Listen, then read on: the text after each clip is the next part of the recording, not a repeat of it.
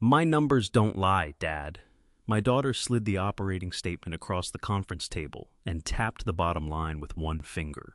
Year-to-date loss, $184,020. I looked at the number. Then I looked at Allison. What am I supposed to do with that? Believe it. I believe the ink. She leaned back. That's exactly what I mean. It was 4:30 on a Tuesday afternoon, and we were sitting in the upstairs conference room of Mercer Print and Mail, the company I started 34 years earlier with one used offset press, two borrowed folding tables, and a business loan my wife had hated until the month we finally paid it off. We were outside Indianapolis in a low brick building that had been expanded 3 times and still looked smaller from the road than it was. At 69, I no longer ran the daily operation. Allison did. She was 43, president for almost 6 years, and better at several parts of the business than I had ever been. That was not false modesty. I understood sales, customers, equipment, job costing. I could walk past a press and hear when a bearing was beginning to fail. Allison understood everything that happened after a customer said yes.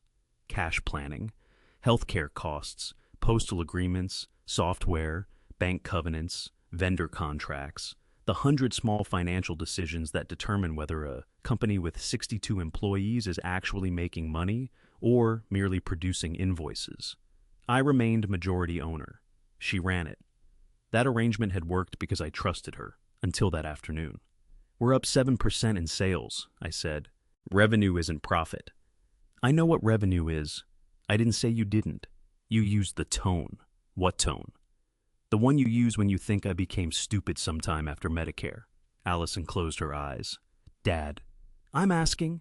She turned the statement back toward herself. Paper is up. Freight is up. Health insurance renewed higher. We spent $91,000 more on equipment maintenance than budgeted. 3 major customers pushed payment past 60 days. Overtime has been ugly. How ugly? Ugly enough. That isn't a number. She found another page. 116,000 over plan. I studied it.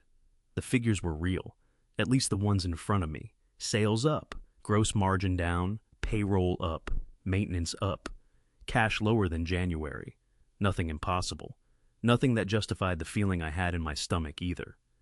What are you proposing? She folded her hands. Freeze hiring. Fine. Reduce the second shift. How many people? 8, maybe 10? No. Dad. We have December contracts already booked. We can cover them on first shift with scheduled overtime. You just told me overtime is the problem. Her mouth tightened. One of the problems. What else? I want to sell the 6-color press. That surprised me. The Komori was 9 years old. Not new, not obsolete, paid for, and still responsible for some of our best margin commercial work. You want to sell a machine we don't owe money on. We can move most of that volume to digital. Most? Yes. What happens to the rest? We stopped taking it. I stared at her. People who have never owned a business sometimes think the hard part is getting rid of bad work. It is not. The hard part is recognizing the difference between bad work and difficult work. What kind of cash would selling it raise? Maybe 275, 300 if we're patient. And you want to put that where? Working capital. What happened to the working capital we had? Allison's eyes changed. Just a little. I noticed because she was my daughter before she was my president. It got used. That is usually what capital does. Dad, what was it used on? She turned the statement around again. It's all there. That was not the answer I asked for. I could have pushed. 10 years earlier, I would have. 5 years earlier, probably. But one reason Allison and I had managed the transition without destroying each other was that I had learned not to turn every disagreement into proof she needed supervision. So I closed the report. All right. All right, what? I'll read it tonight. We need a decision soon. How soon? Friday. Why Friday? The bank review is next week. That was true. We renewed our operating line every September. I thought Mark Talbot said the bank was comfortable. He was comfortable in June. And now? Now the numbers are worse. I picked up the report. How long have we been losing money? She hesitated. Technically? That word bothered me. Try technically. April through July. 4 months? Yes. Why am I hearing this now? Because June looked temporary. And July? Didn't. I stood. My left knee reminded me why I had stopped spending 12-hour days on concrete. Allison noticed. You okay? I'm 69, not 90. That's another non-answer. Learned from you. She almost smiled. That mattered. Whatever else was happening, I did not leave that room believing my daughter was my enemy. I left believing the business had a problem she thought she understood better than I did. Those are not the same thing. I made it downstairs before Earl Watkins caught me near the employee entrance. Earl had cleaned our offices and production floor for 19 years. Janitor was the title on payroll. In reality, Earl knew the building better than several managers. He knew which roof drain backed up first, which restroom valve needed to be jiggled, which salespeople left coffee cups in conference rooms despite 3 company-wide emails asking them not to. He was 64, thin as a broom handle, and almost always wore gray work shirts with his name stitched over the pocket. Mr. Mercer, Earl, you got a second? As long as you don't need me on a ladder. He smiled. No, sir. Then he looked toward the stairs. That was unusual. Earl was not secretive. What? He held a manila folder beside his cleaning cart. I found this in the upstairs trash. I looked at it. My name was printed on a white label. Frank Mercer, background, original records. Where? Conference room. The room I just came from? Yes, sir. When? This morning. Why didn't you give it to Allison? Another glance toward the stairs. Because it had your name. That was a reasonable explanation, not the whole one. Did you read it? No, sir. Then he added, I saw the first page when I picked it up. What was on it? Your company name and a lawyer's name. I held out my hand. The folder was thick, not old. The label was computer printed. One corner had coffee on it. How was this in the trash? Standing on edge beside the shred box. Not inside the shred box. No, could have fallen. That's what I thought. Then why are you looking worried? Earl rubbed his thumb against the cart handle. Because Ms. Mercer came back upstairs after lunch asking if I'd emptied that room yet. I looked at him. What did you tell her? That I hadn't gotten there. Had you? Yes. For Earl, that counted as a confession. Why lie? I didn't know what was in the folder. Still don't. No, sir. Then why? He looked uncomfortable. I've worked here 19 years. I know. You always told us if something looked wrong, don't throw it away just because somebody says it's trash. I had said that, usually about customer artwork and production samples. Apparently Earl had interpreted the policy broadly. Thank you, he nodded. Then walked his cart toward the loading area. I did not open the folder on the production floor. I carried it to my old office. Allison had wanted to convert that room into a second meeting space after I stepped back. I refused. Not because I needed an office, because at 69, giving up a desk feels more permanent than it should. I closed the door. The first page was on letterhead from a labor and employment law firm in Carmel. Confidential preliminary review. Client, Mercer Print and Mail, Inc. Requested by Allison Mercer. President date, August 12th. 3 weeks earlier. I kept reading.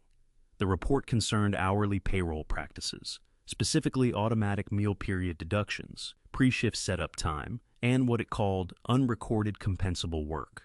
I knew enough business law to understand the words separately. Together, I did not like them. A yellow sticky note was attached to the top. Allison's handwriting. Need final exposure number before a bank meeting. Do not circulate old emails outside counsel. I turned the page. There was a spreadsheet. 41 current and former employees. Estimated hours, years. Possible back wages, payroll taxes, interest. One column labeled potential restitution range. At the bottom, $612,000, $784,000. I sat down. That was the first number Allison had not shown me. I turned another page. This one was an internal management statement. Same company, same year, same 7 months. Sales were almost exactly what Allison had shown me upstairs. Paper, postage, payroll, maintenance, all familiar. Then I reached the bottom. Operating income before special reserve, $527,140. I stared at it. Then, employee wage review reserve, $712,160. Adjusted result, $184,620. Exactly the loss Allison had placed in front of me. The business was not losing money because sales had collapsed. It was not even losing money because paper and overtime had eaten the margin. Someone had put more than $700,000 into a reserve for wages we might owe employees. That accounting decision turned a $500,000 operating profit into the loss my daughter had told me required cutting a shift and selling a paid-off press. I read the next page, then the next. The lawyer had asked for historic payroll policies going back several years. Supervisors' emails, employee complaints, time clock adjustment logs, and copies of any owner instructions related to unpaid setup, cleanup, or meal periods. One line had been highlighted. Particular attention should be given to management communications from 2018-2020 concerning automatic deductions and supervisor override practices. My stomach tightened. I turned the page. There was an email printed from an old company account. Sender, Frank Mercer. Date, October 4th, 2018. Subject, lunch clock issue. I remembered the subject before I remembered the message. Allison had been copied, so had our production manager at the time. The email was mine. No forgery, no mystery. I had written it. We are not changing the automatic 30-minute deduction every time somebody says they worked through lunch. Supervisors need to manage their people and correct legitimate exceptions. Otherwise, payroll becomes a mess. Below that, if someone chooses to keep working without approval, that does not automatically mean we pay overtime for it. I read the sentence twice. At the time, it had sounded practical. 6 years later, inside an employment lawyer's file estimating $750,000 in back wages, it sounded different. Then I reached the final page in the folder. Not a lawyer's memo. An email from Allison to our outside accountant. 2 weeks old. Dad cannot know the full reason for the reserve yet. If he sees the 2018 correspondence before counsel finishes the employee interviews, he'll go straight onto the production floor, asking questions and make this worse. Under that, I need him focused on the operating loss and the bank decision until we know what we actually owe. I sat very still. That was the part that hurt. Not that my daughter had called a lawyer. If employees had been underpaid, she should have. Not even that she had created a reserve without walking me through it first. Presidents sometimes have to make accounting decisions before majority owners understand them. What hurt was simpler. Allison had decided I could be trusted with the loss, but not with the reason. And somewhere between a payroll policy I wrote 6 years earlier and a folder my janitor pulled out of the trash, my daughter had quietly changed my role in the business from owner to problem. I closed the folder. Then I did the one thing the email said I would not do. I did not go onto the production floor. I did not confront Allison. I did not call the lawyer whose name was on the first page. I took out a yellow legal pad and wrote down 3 numbers: $527,940, 7 and 12,760, 184 profit, reserve, loss. Then underneath them, I wrote one question. What happened in 2018 that I no longer remember the same way they do? I took the legal pad home with me. The folder stayed locked in the bottom drawer of my old office. That was not because I thought Earl would steal it. It was because if Allison came looking for the folder, I wanted to know whether she would ask me about it before I asked her. My wife Diane was at the kitchen counter when I got home. She looked at the operating statement in my hand. Bad day? Possibly expensive. That's not the same thing. No. We had been married 46 years. Diane learned a long time ago that I was more likely to talk if she did not ask the same question twice. She put meatloaf in the oven. I sat at the table. Do you remember when we changed payroll systems? She turned. What kind of question is that? Historical. Which means you're avoiding the current one. 2018, she thought. That sounds right. Did I complain about people working through lunch? You complained about everything involving payroll. That narrows nothing. She smiled, then saw I was serious. What happened? I told her about Allison's report first. Sales up, operating loss, press sale, possible second shift reductions. Then I told her about Earl. I did not show Diane every page in the folder because the papers were company records and some contained employee names. I told her the important part. A potential wage problem. More than $700,000 reserved against possible back pay. And my own 2018 email sitting inside the lawyer's file. Diane sat across from me. Did people work without being paid? I don't know. You're the owner. That doesn't make me clairvoyant. It made you responsible. That bothered me, mostly because it was true. I'm trying to find out what actually happened. Does Allison know? She knows enough to hire a lawyer. That wasn't what I asked. I looked at her. Diane had retired from the office at a public middle school 6 years earlier. 31 years of parents, teachers, attendance reports, and children, explaining why a missing assignment was technically present somewhere, had given her a low tolerance for evasive answers. Does Allison know I found the folder? No. You planning to tell her? Yes. When? When I understand enough not to make things worse. Diane raised an eyebrow. What? That sounds like Allison. I hated that immediately. She lied to me about the loss. She gave you a number. She gave me a number without telling me what created it. That's different from the number being false. Thank you, defense counsel. I'm not defending her. She stood and went back to the oven. I'm reminding you that being left out makes you angry enough to decide intent before you know it. That was another irritatingly fair observation. Allison and I had not always worked well together. When she joined Mercer Print and Mail at 24, I made the mistake plenty of founders make. I hired my child, and then expected her to prove she deserved fewer mistakes than everyone else. She had a finance degree from Indiana University and 2 years at a logistics company. I put her in customer service. She lasted 4 months before walking into my office and saying, "If you wanted me to answer phones, you should have hired me at 18. I told her everybody needed to learn the business from the bottom. She asked why Greg Harlan had started in production scheduling. Greg was 26 then, and not yet her husband. That made the argument worse. She was right. I had treated her differently because she was mine. Over the next 15 years, she earned almost every job I gave her. Controller, vice president, chief operating officer, then president. I did not hand over daily control because I was tired. I handed it over because she had become good enough that keeping it would have been about my ego instead of the company. That history mattered. If a stranger had placed a misleading financial report in front of me, I would have assumed intent faster. With Allison, I first assumed there was a reason. The question was whether the reason justified deciding I should not know it. After dinner, I went into the small room Diane called my office, and I called storage with a password. Not a warehouse, our accounting archive. For decades, I kept monthly financial packages outside the company's live system. Old habit. Once you survive a server failure in 1997, you become religious about copies.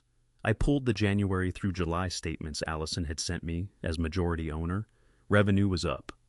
Gross margin was thinner. Maintenance really had climbed. Overtime really was ugly. But through June, we had produced $481,000 in operating income. July added another $47,000. That put us almost exactly at the $527,040 figure in the lawyer's folder. Then the wage reserve hit. One accounting entry, $712,560. The business did not suddenly start losing $18,000 a week. It had recorded a probable obligation from the past. That distinction mattered to a banker. It mattered to me. It also made Allison's proposal stranger. Cutting 8 or 10 current employees would save payroll going forward. Selling the 6-color press would raise cash once. Neither changed whether we owed people for hours already worked. At 8:15, I found something else. A copy of my 2018 email thread. The lawyer's folder contained my first message. It did not contain the entire thread. 2 hours after I wrote the line about not changing the automatic lunch deduction, every time somebody said they worked through lunch, our payroll coordinator had replied, "What about approved jobs that run through meal periods?" My response was underneath. If a supervisor requires them to work, correct the time and pay them. We do not get free labor because production is behind. My issue is people ignoring lunch and then adding overtime without telling anyone. I read it 3 times. I remembered the second email now. Not because it cleared me, it did not. My first message was badly written. A supervisor who wanted labor costs down could easily hear the part about unauthorized overtime louder than the part about legitimate exceptions. But the fuller thread changed what I had intended. The lawyer needed it. That created another question. Did Allison know it existed? At 9 the next morning, I called Mark Talbot at First Indiana Commercial Bank. Mark had handled our company accounts for 12 years. I did not tell him about Earl's folder.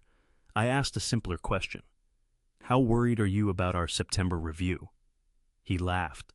Good morning to you too, Frank. Scale of 1 to 10. About what? Mercer. Depends which issue. That caught me. What issues do you have? Normal covenant review, receivables, capital plan. Operating loss, a pause. Are you talking about the employment reserve? There it was. He knew. Yes. Then I wouldn't call that an operating problem. I sat straighter. What did Allison tell you? That the company may book a one-time legal reserve tied to a wage and hour review. When? Late July. The law firm's written preliminary review was dated August 12th. Allison had apparently been working on the issue before that document existed. Did she tell you how much? She gave me a range. 700,000? Somewhere around there. Does that put us out of covenant? Possibly on paper, depending on how your CPA classifies it and what ultimately gets paid. Are you requiring us to sell equipment? Mark sounded genuinely surprised. No? Reduce headcount? No. Did Allison ask whether selling a press would help? She asked generally how asset sales would affect liquidity. When? Last week? Did you tell her she needed to do it before the review? No. I wrote that down. The deadline Allison had put in front of me was hers, not the bank's. That did not make it dishonest. Presidents create internal deadlines all the time, but she had allowed me to believe the bank was pushing us toward a fast decision. Mark, how do you view the company excluding the reserve?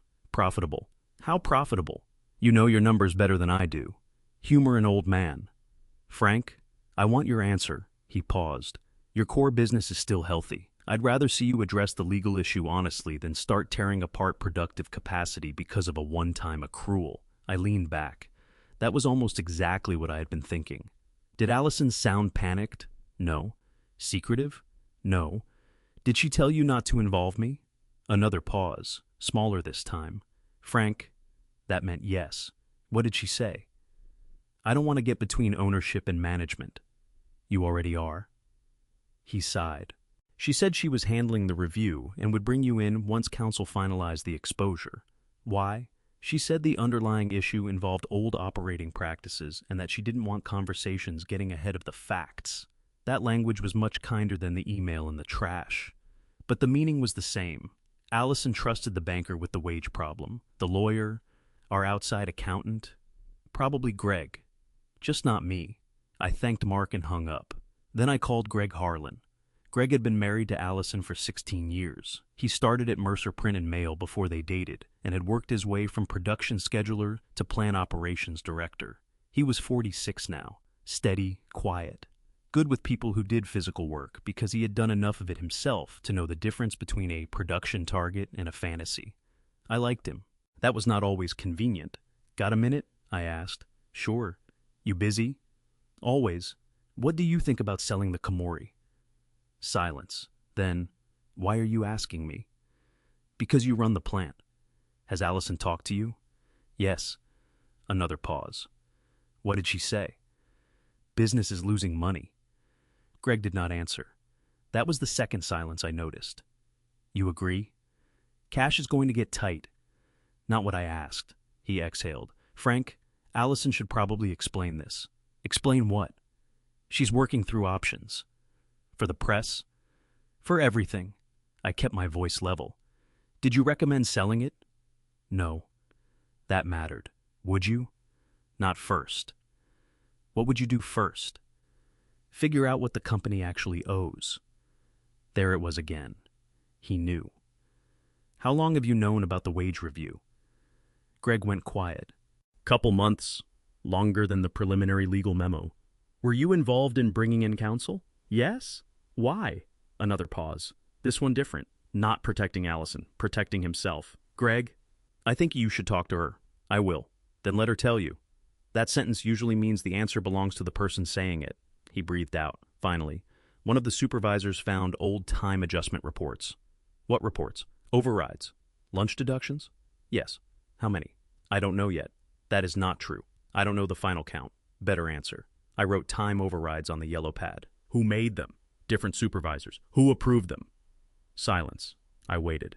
Then Greg said, some of them came through me. That was the first contradiction Allison's operating statement had not prepared me for. The wage problem was not only tied to a badly worded email I had written 6 years earlier. My son-in-law had been in the approval chain. My daughter had known for months. and the two people now running the company had apparently decided that the safest way to handle a problem involving all three of us was to let me believe the business itself had simply stopped making money. After I hung up, I opened the old email thread again. My sentence was still there. We do not get free labor because production is behind. For the first time, I stopped asking why Allison had hidden the reserve from me.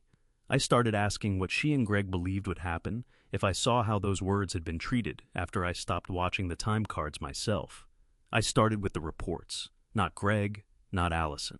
Reports do not get defensive when you ask them what happened. Mercer Print and Mail had changed payroll vendors twice since 2018, but the old Kronos exports were still stored on an archive server because our CPA had insisted we retain enough detail to support wage records. I had forgotten that. Our former payroll coordinator had not. Her name was Marlene Foster. She retired 3 years earlier after 27 years with us and moved to Greenwood to be closer to her daughter. Marlene was 68 and had the kind of memory that made people nervous if they had ever submitted an expense report. I called her from my home office. Frank, still alive. I saw your name and assumed either somebody died or payroll was wrong. Second one, she laughed, then stopped when I told her I had found questions involving the automatic meal deduction. How serious? I don't know yet. Then you're calling the right person. What do you remember about 2018? Too much? Lunch deductions. A pause. That again? The word again mattered. What does that mean? You had arguments about it for years. With you? With everybody. I took out the legal pad. Start at the beginning. Our time system automatically deducted 30 minutes from hourly employees who worked more than 6 hours, unless a supervisor entered an exception. That arrangement itself was not unusual. The problem was practical. Printing does not care when lunch arrives. A press run can be 20 minutes from completion. A postal truck can arrive early. A bindery jam can turn a scheduled break into a decision between stopping a job or finishing it first. The system depended on supervisors correcting the deduction when an employee actually worked through all or part of the meal period. Did they? I asked. Marlene made a sound. Some. How consistently? Not enough. I wrote that down. Did employees complain? Yes. How often? Frank, I can't give you a number from 6 years ago. Estimate. Enough that I brought it up. With me? With Greg first. When? Late 2018. More in 2019. That bothered me. Greg had told me old reports were discovered recently. Marlene was describing a known problem. What did Greg say? That supervisors were supposed to make corrections. Which was true. Yes. And? That people needed to stop working during lunch without approval. Also familiar. My own email. Did I know people weren't getting corrected? You knew there were complaints. That was not the same thing. But it was not nothing. What did I do? You told me to send exception reports to production every Monday. Memory returned. Not a full scene. A process. A spreadsheet listing employees whose badge activity or production records suggested that they might have worked during an automatically deducted period. Did that happen? For a while. How long? Maybe 6 months. Then? Greg said supervisors would handle it directly. I stopped writing. Greg said that? Yes. Did I approve stopping the reports? I don't know. Did you ask me? I don't remember. That mattered. If the reports disappeared and I never noticed, my mistake was bigger than one badly worded email. I had built a correction system. Then I stopped checking whether anyone used it. Do you still have copies? Probably not. Probably? I took some records home during COVID because we were working remotely. Marlene, I said some. Company records? Copies. You know you weren't supposed to. You know half the company couldn't access the server from home. Fair. Do you have override reports from 2019? I might. Would you look? She went quiet. Frank, is Allison involved? That question was too precise. What makes you ask? Because she called me 2 months ago. I sat straighter. What did she want? The same reports. There it was. Allison had not discovered the wage issue through some sudden legal complaint in August. She had been reconstructing it since at least June. What did you give her? Everything I had. Did Greg know? She said he did. Did she tell you not to contact me? Marlene hesitated. Yes. What exactly? That they were reviewing old payroll practices with counsel, and she didn't want anybody discussing it outside the review until they understood the scope. Reasonable language again? What did you think? I thought she was right. That irritated me. You did? Yes. Why? Because you would have started calling supervisors. I might have. You absolutely would have. I looked at the legal pad. Apparently my daughter's prediction had supporters, Marlene continued. And Frank? Yes. You don't remember those years as cleanly as you think. I leaned back. Explain. There were times you told production not to let payroll drive operations. That sounds like me. You told supervisors to use judgment. Also sounds like me.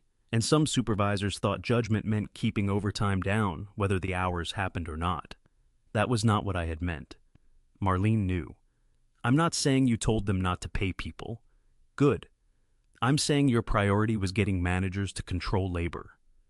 That was true. Were people working off the clock? Yes. How do you know? Because I corrected some myself when employees came to payroll.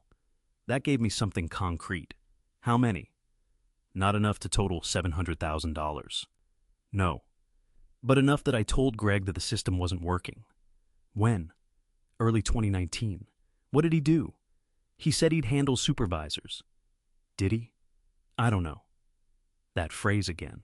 The deeper I went, the less anybody seemed to know after responsibility changed hands. Marlene promised to check her old files and call me. Before hanging up, she said, "Don't make Allison the villain yet." I looked at the folder locked in my office drawer in my mind. She lied to me. She's your daughter. That doesn't reduce the sentence. No, Marlene's voice softened.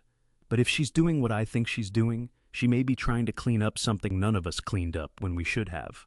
That stayed with me. At 11, I drove to the plant. Not because I planned to confront Allison.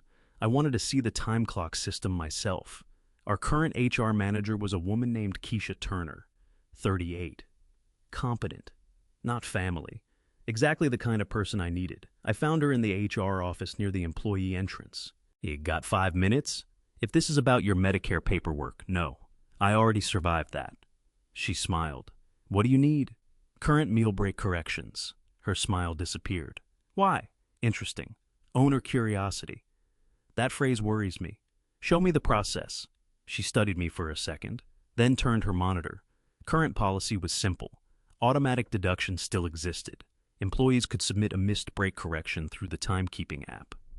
Supervisors had 48 hours to approve or dispute it. HR received an exception report if nothing happened. That was cleaner than 2018. When did we start this workflow? Last year? Who changed it? Allison. Another point in her favor. Why? Keisha hesitated. Complaints? How many? Not many current ones. Current? Yes. So old ones? She looked at me. Frank, I think you should talk to Allison. People had started saying that enough to become suspicious all by itself. I will.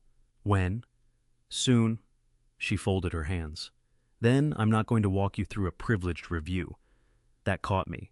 You've been told the review is privileged. Yes. By whom? Counsel. Not Allison. That distinction mattered. Are employees being interviewed? Yes. How many? I'm not giving you names. I didn't ask. Good. Have any current employees said they were underpaid? Yes. That was the first direct answer from someone still inside the company. How far back? Several years. Before Allison became president? Yes. And after?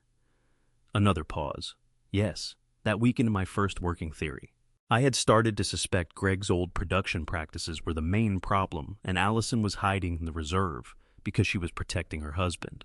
But if unpaid time continued after Allison became president, the issue was not simply an old Greg problem. It was a system problem that survived leadership changes. Did the new correction process fix it? Mostly. Mostly. No payroll system fixes supervisors who discourage people from using it. I wrote that down mentally. Are supervisors still doing that? Not after July. Why July? Keisha stopped. There it was. The investigation had caused a change before I knew it existed. What happened in July? I sent Allison a report. On 3 missed break corrections denied by the same supervisor. Who? I'm not naming an employee in an open investigation. Supervisor. Same answer. Fair. What made 3 denials important? Because production records showed the employees were working. There was the type of evidence I understood. A print job leaves timestamps, press starts, counts, machine logs, mail scans. If somebody's time card said lunch while the press log showed their operator code running a job, one record was wrong. What did Allison do? She told me to preserve everything. Then, she called outside counsel. I looked at Keisha. Is that when this started? No. I stopped. What started before? The complaints? When? March. 3 months earlier than I thought. What complaints? She sighed. Frank. General description. 2 former employees contacted payroll after talking to each other about old time cards. Why were they looking? Potential class action. That changed the air in the office. Not because a class action automatically meant catastrophe, because now I understood why counsel had been brought in quietly. Lawyer? One of them had spoken to one. Demand letter? Not that I've seen. So we're trying to get ahead of it. Yes. That was different from hiding a known judgment, different from a lawsuit already filed, different from theft. Allison had been conducting an internal review before an external claim matured. Still, she had hidden it from me. Both facts could be true. Does Greg know who complained? Yes. Was he their supervisor? Keisha looked away. That was enough. One of them? Yes. I nodded. My working theory narrowed again. A former employee had raised a wage concern, tied partly to Greg's old production area. Allison found enough current irregularities to bring in counsel. The reserve reflected a worst case or probable exposure estimate. She feared I would interfere, maybe because my old email was part of the record, maybe because Greg was her husband, maybe both. I left HR without speaking to either of them. On the production floor, the 6-color Komori was running a pharmaceutical brochure job. Paid off equipment, 3 operators, good work. I stood near the yellow safety line until Greg noticed me. He walked over. You inspecting? Observing. That's worse. What's the job? 80,000 pieces, 4/4, folded downstream. Margin? Good. How good? 12 points after labor. Then why are we selling this machine? He glanced toward the press. Allison wants liquidity. I know what she wants. Greg's face tightened. You talked to Keisha. I talked to several people. That's exactly what Allison was afraid of. There it was. Not anger about the investigation. Anger about me. What was she afraid I'd do? Complicate it? How? By trying to fix it before the lawyers finished figuring out what happened. I lowered my voice. Did you underpay people? Greg looked directly at me. No, not defensive, immediate. Did supervisors under you fail to correct meal deductions? Yes. How many? I don't know. Did you know then? Not the scale. Did Marlene warn you? His face changed. Yes. What did you do? I talked to supervisors. And? I told them to correct legitimate time. Did you verify? No. There it was. His mistake. Mine had been the same, one level above. Delegation without verification. Why not? Because we were running behind every month. That is not an answer. It is part of one. He looked toward the press. We had 2 big customers threatening to leave. Labor was already over budget. You were on me every week about overtime. I felt that. Not accusation, history. What are you saying? I'm saying I heard your instruction the way I wanted to hear it. I stayed quiet. You said pay legitimate time. Yes. You also said control over time. Yes. I focused on the second one. That was not a confession to wage theft. It was more believable, and in some ways worse. He had created pressure without explicitly telling anyone to falsify time. Supervisors may have learned what approvals made their numbers look better. The system did the rest. Did Allison know this when she became president? No. When did you tell her? Greg looked at me. March. Same month as the former employee complaints. What did she say? That we had to find out everything. Did she blame you? Yes. Did you deserve it? He took a long breath. Some of it. Then he said something I had not expected. She blamed you too. I looked at him. For the email? For more than that. What more? Greg glanced toward the mezzanine offices. Allison found old management notes. What notes? I don't know all of them. You know enough. He rubbed the back of his neck. One of the former employees kept copies of write-ups. For what? Attendance. That has nothing to do with lunch. It does if the write-up happened because he clocked out late. I stared at him. Greg continued. He says he got disciplined for taking his full lunch after production, made him work through the first 20 minutes. That was the first allegation that turned the old policy from a payroll problem into something personal. Who signed the write-up? Greg did not answer. I knew before he did. Me? He looked at me. No, I exhaled. Who? Allison. That was the moment my theory broke. I had been thinking my daughter concealed the wage review to protect Greg from an old failure and keep me from damaging the legal process. But if the employee's file was accurate, Allison herself had signed discipline connected to the same system years before she became president. She was not standing outside an old problem trying to clean up her father's and husband's mistakes. She was inside it too, and suddenly I understood why the folder in the trash had been labeled with my name. Not because counsel thought I was the only source of exposure, because everyone involved had their own file. Mine was simply the one Earl happened to find. Mine was simply the one Earl happened to find. I looked at Greg. How many files are there? He rubbed the back of his neck. I don't know. That answer is getting popular around here. Counsel separated records by person and issue. I haven't seen everything. Is there one with your name? Yes. Allison? Yes. Mine? Obviously. Anybody else in the family? No. At least there were limits. I pointed toward the Komori. Who was the employee Allison disciplined? Greg hesitated. Leonard Bates. I knew the name. Everybody called him Lenny. Press helper at first. Eventually second shift lead. Worked for us almost 11 years before leaving in 2021. Quiet man.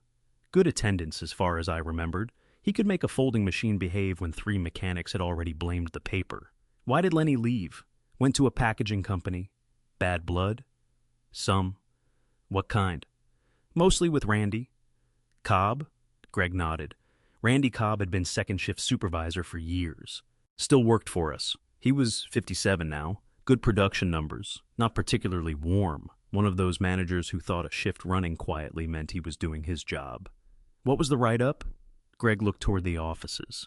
I'm not supposed to be reconstructing interviews with you. This isn't an interview.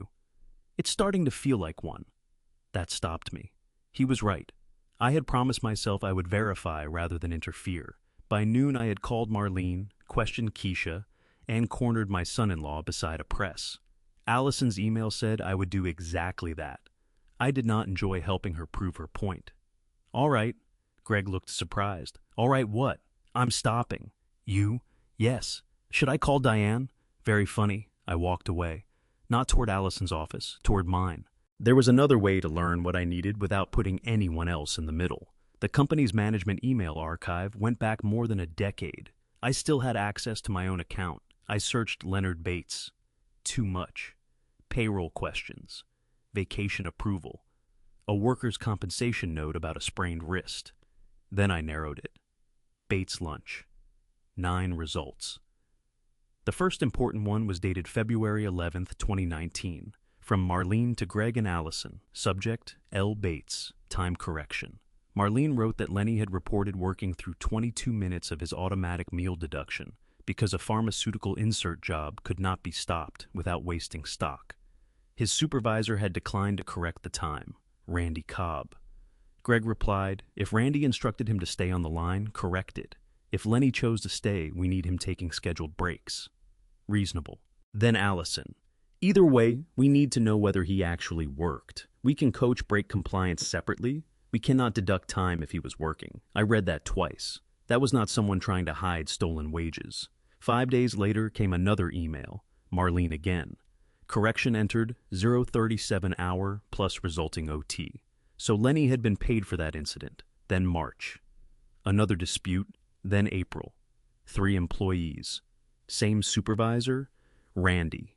This time Allison wrote, I am seeing a pattern where missed meal corrections are being treated as exceptions. Employees must prove after the fact.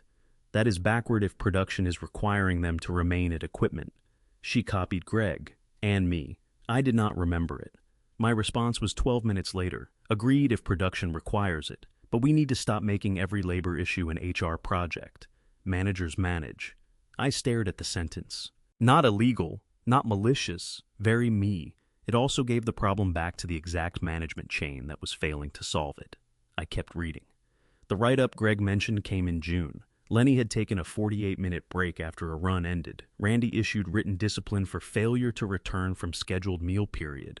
Allison signed as COO because Greg was in Chicago visiting an equipment manufacturer. That looked bad until I opened the attached notes. Lenny refused to sign the warning. He wrote across the bottom, worked 19 minutes of lunch finishing Baxter job. Randy said, take break after.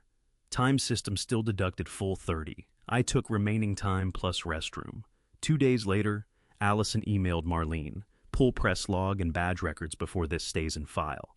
Then another message, warning rescinded, pay correction, Randy and I will review break handling. I sat back. My theory did not survive the full file. Allison had signed the discipline. That was true. She had also reversed it when she found the facts did not support it. If Lenny now remembered only being written up, the company still needed to take that seriously. But his file did not show Allison punishing him for demanding pay. It showed her catching at least one bad decision. Then I found something worse for me. July 2nd, 2019. Subject: meal period process, need change from Allison. To Greg, Marlene, me, she had written a full page. Automatic deduction depended too heavily on supervisor correction. Employees were inconsistent about reporting missed breaks. Some supervisors viewed corrections as evidence of poor labor management. Production records occasionally conflicted with time cards. She recommended moving to actual meal punches or creating an employee-controlled exception form that went directly to payroll. Estimated implementation cost, $1,800 to $1,600. Training, 2 weeks. Likely annual overtime increase. Unknown, but probably modest. My reply was short. Not changing systems in the middle of peak season. Fix supervisor discipline first and revisit after year end. I remembered writing that, not the exact day. The reasoning. We were preparing for fall political mail, college catalogs, and holiday retail work. Changing timekeeping during peak season sounded unnecessary. Revisit after year end, a reasonable delay. Except I searched January 2020, nothing. February, nothing. March brought COVID. Everything became emergency schedules, staggered crews, supply shortages, customer cancellations, federal relief programs, and employees afraid to stand near each other in the break room. The meal period project vanished. I never asked about it again. Neither did Greg. Apparently Allison did, but not until later. A search for meal deduction in her emails showed she raised the issue again in September 2020, then January 2021, then April. The responses became less formal. Greg, we are already correcting exceptions. Bigger priority right now is staffing. Me, if actual errors are happening, fix actual errors. Don't redesign payroll around hypotheticals. I leaned back. That one hurt. Not because I had ordered anybody not to pay employees. I had not. Because Allison had not been imagining the risk.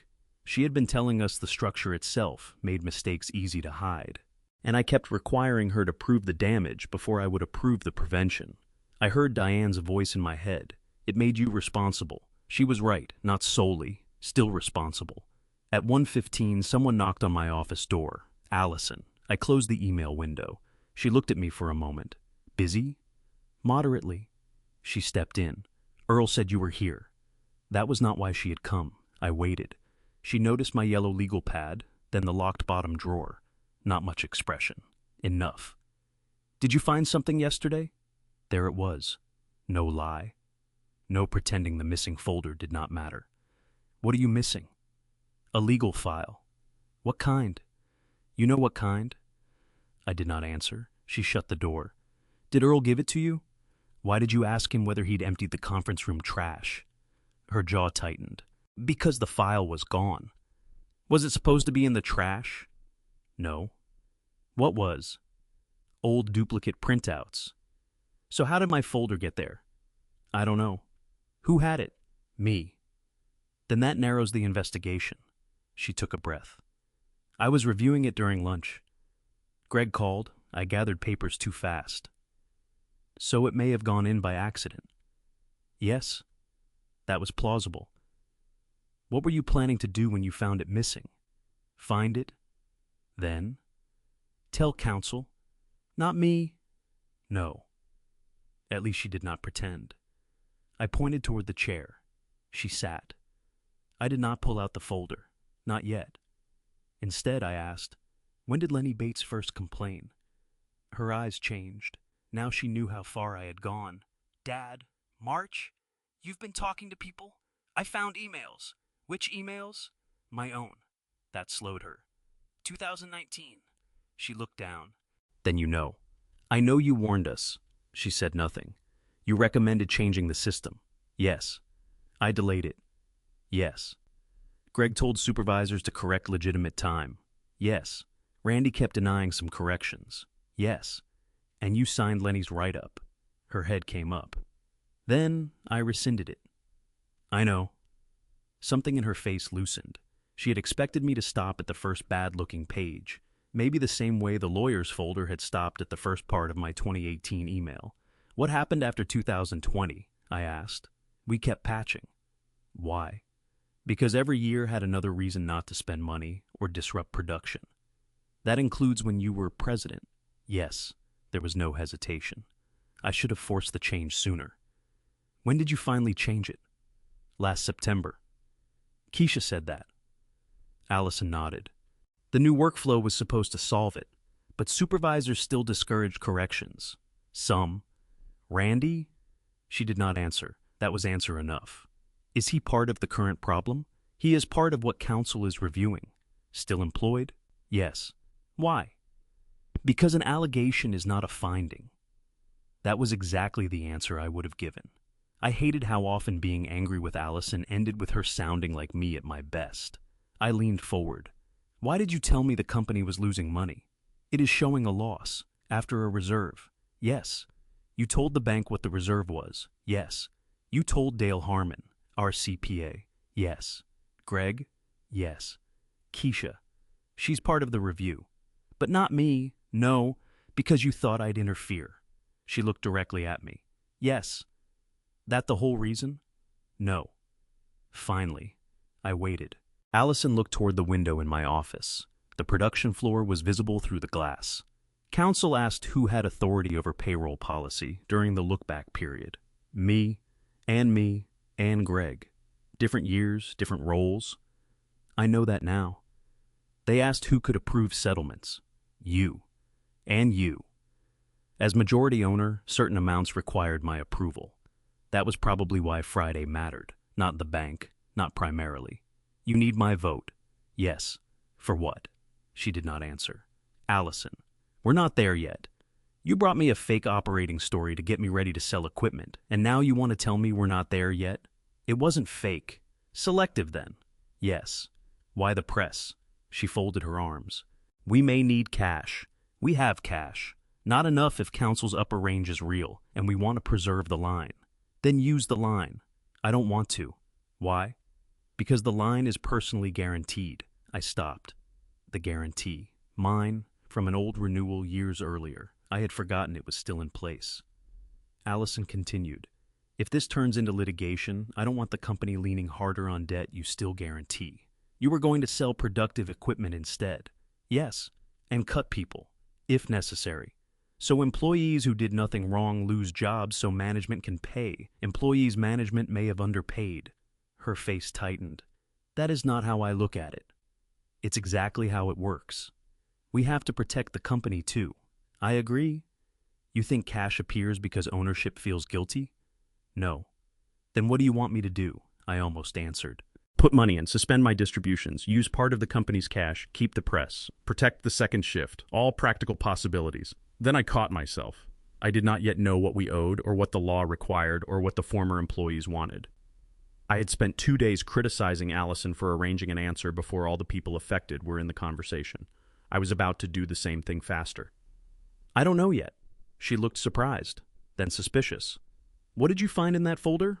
Enough to know the $184,020 loss isn't the whole story. No. Enough to know the business made money before the reserve? Yes. and enough to know you thought I was part of the risk. Her eyes softened. Dad, that email said you needed to keep me focused on the operating loss until you knew what we owed. Yes. You didn't write that because I'm majority owner. No. Then say why. She looked through the window at the press room. For several seconds she said nothing. Then, because when I first raised this 7 years ago, you made it about protecting production. I felt that. You think I'd do it again? I didn't know. You thought I might. Yes. That's not enough to lie to me. No, she said it quietly. Then added, but there's something you still haven't found. I waited. She looked at the locked drawer where the folder sat. The 2018 email isn't the reason counsel is most worried about you. I did not move. What is? Allison took a breath. A meeting in January 2020. I searched my memory. Nothing. What meeting? Me, you, Greg, Marlene. Still nothing. Allison's eyes filled. You told us not to change the automatic deduction because paying every disputed meal period would teach the floor that overtime has no consequences.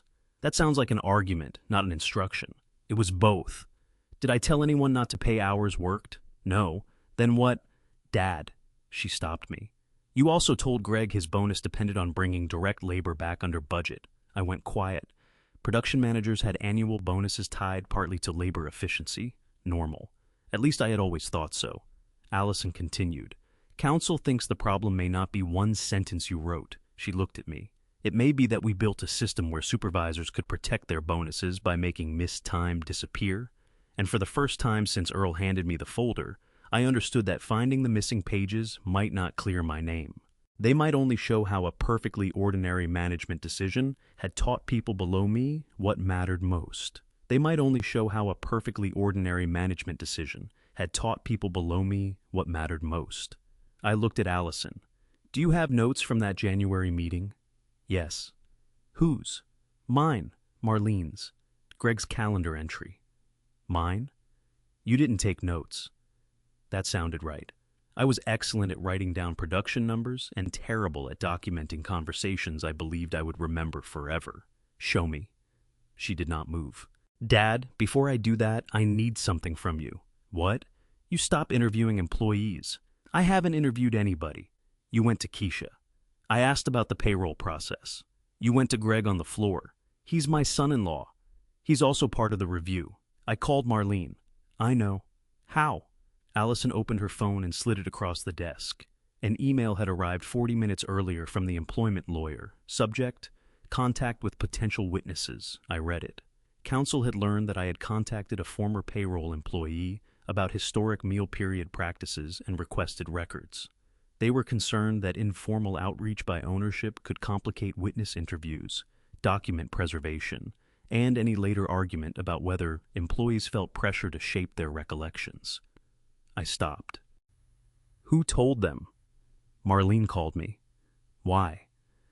She was worried she had given you records she shouldn't have. She hasn't given me anything. She told you she might? Yes. And after you called, she called Lenny. I looked up. Why would she call Lenny? They're friends. I had not known that. Apparently she told him you were asking questions about old lunch corrections. I leaned back. And Lenny told his lawyer.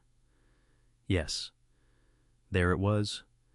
My first real consequence. Not catastrophic, not evidence destroyed, not a lawsuit caused by one phone call, but enough that the former employee's lawyer now knew the majority owner was independently tracing the same evidence counsel was collecting. What did his lawyer say? Allison turned the phone back toward herself. That direct contact with potential witnesses needs to stop. I never contacted Lenny. That isn't the point. It matters. It matters legally. It does not solve the optics. I hated the word optics. Usually because it meant something looked bad, even when the person saying it could not prove it was bad. This time I understood it. What do you want? All questions about employee interviews go through counsel. I'm the majority owner. Yes. I have the right to know what is happening in my company. Yes. So don't confuse legal coordination with deciding I'm too dangerous to inform. She closed her eyes briefly. I'm trying not to. Then try harder. She nodded. Fair. I pointed toward her computer. The meeting notes. Allison pulled them up. January 14th, 2020. Conference Room B. Present, me, Allison, Greg, Marlene. Topic: hourly timekeeping exceptions, overtime control. Her notes were not a transcript, bullet points. Marlene reported continued meal break corrections, especially second shift. Allison recommended changing away from automatic deductions. Greg said actual meal punches would create another compliance issue because employees forgot to punch. I said implementation should wait until after year-end reporting and insurance renewal. Then came the line Allison had remembered. FM. If we pay every disputed lunch period without requiring supervisors to manage it, Floor learns OT has no consequences. I read it. Did I say that? Yes. Exactly. As close as I could write it. What happened next? She scrolled. AM. Payment and discipline are separate. If work happened, pay it.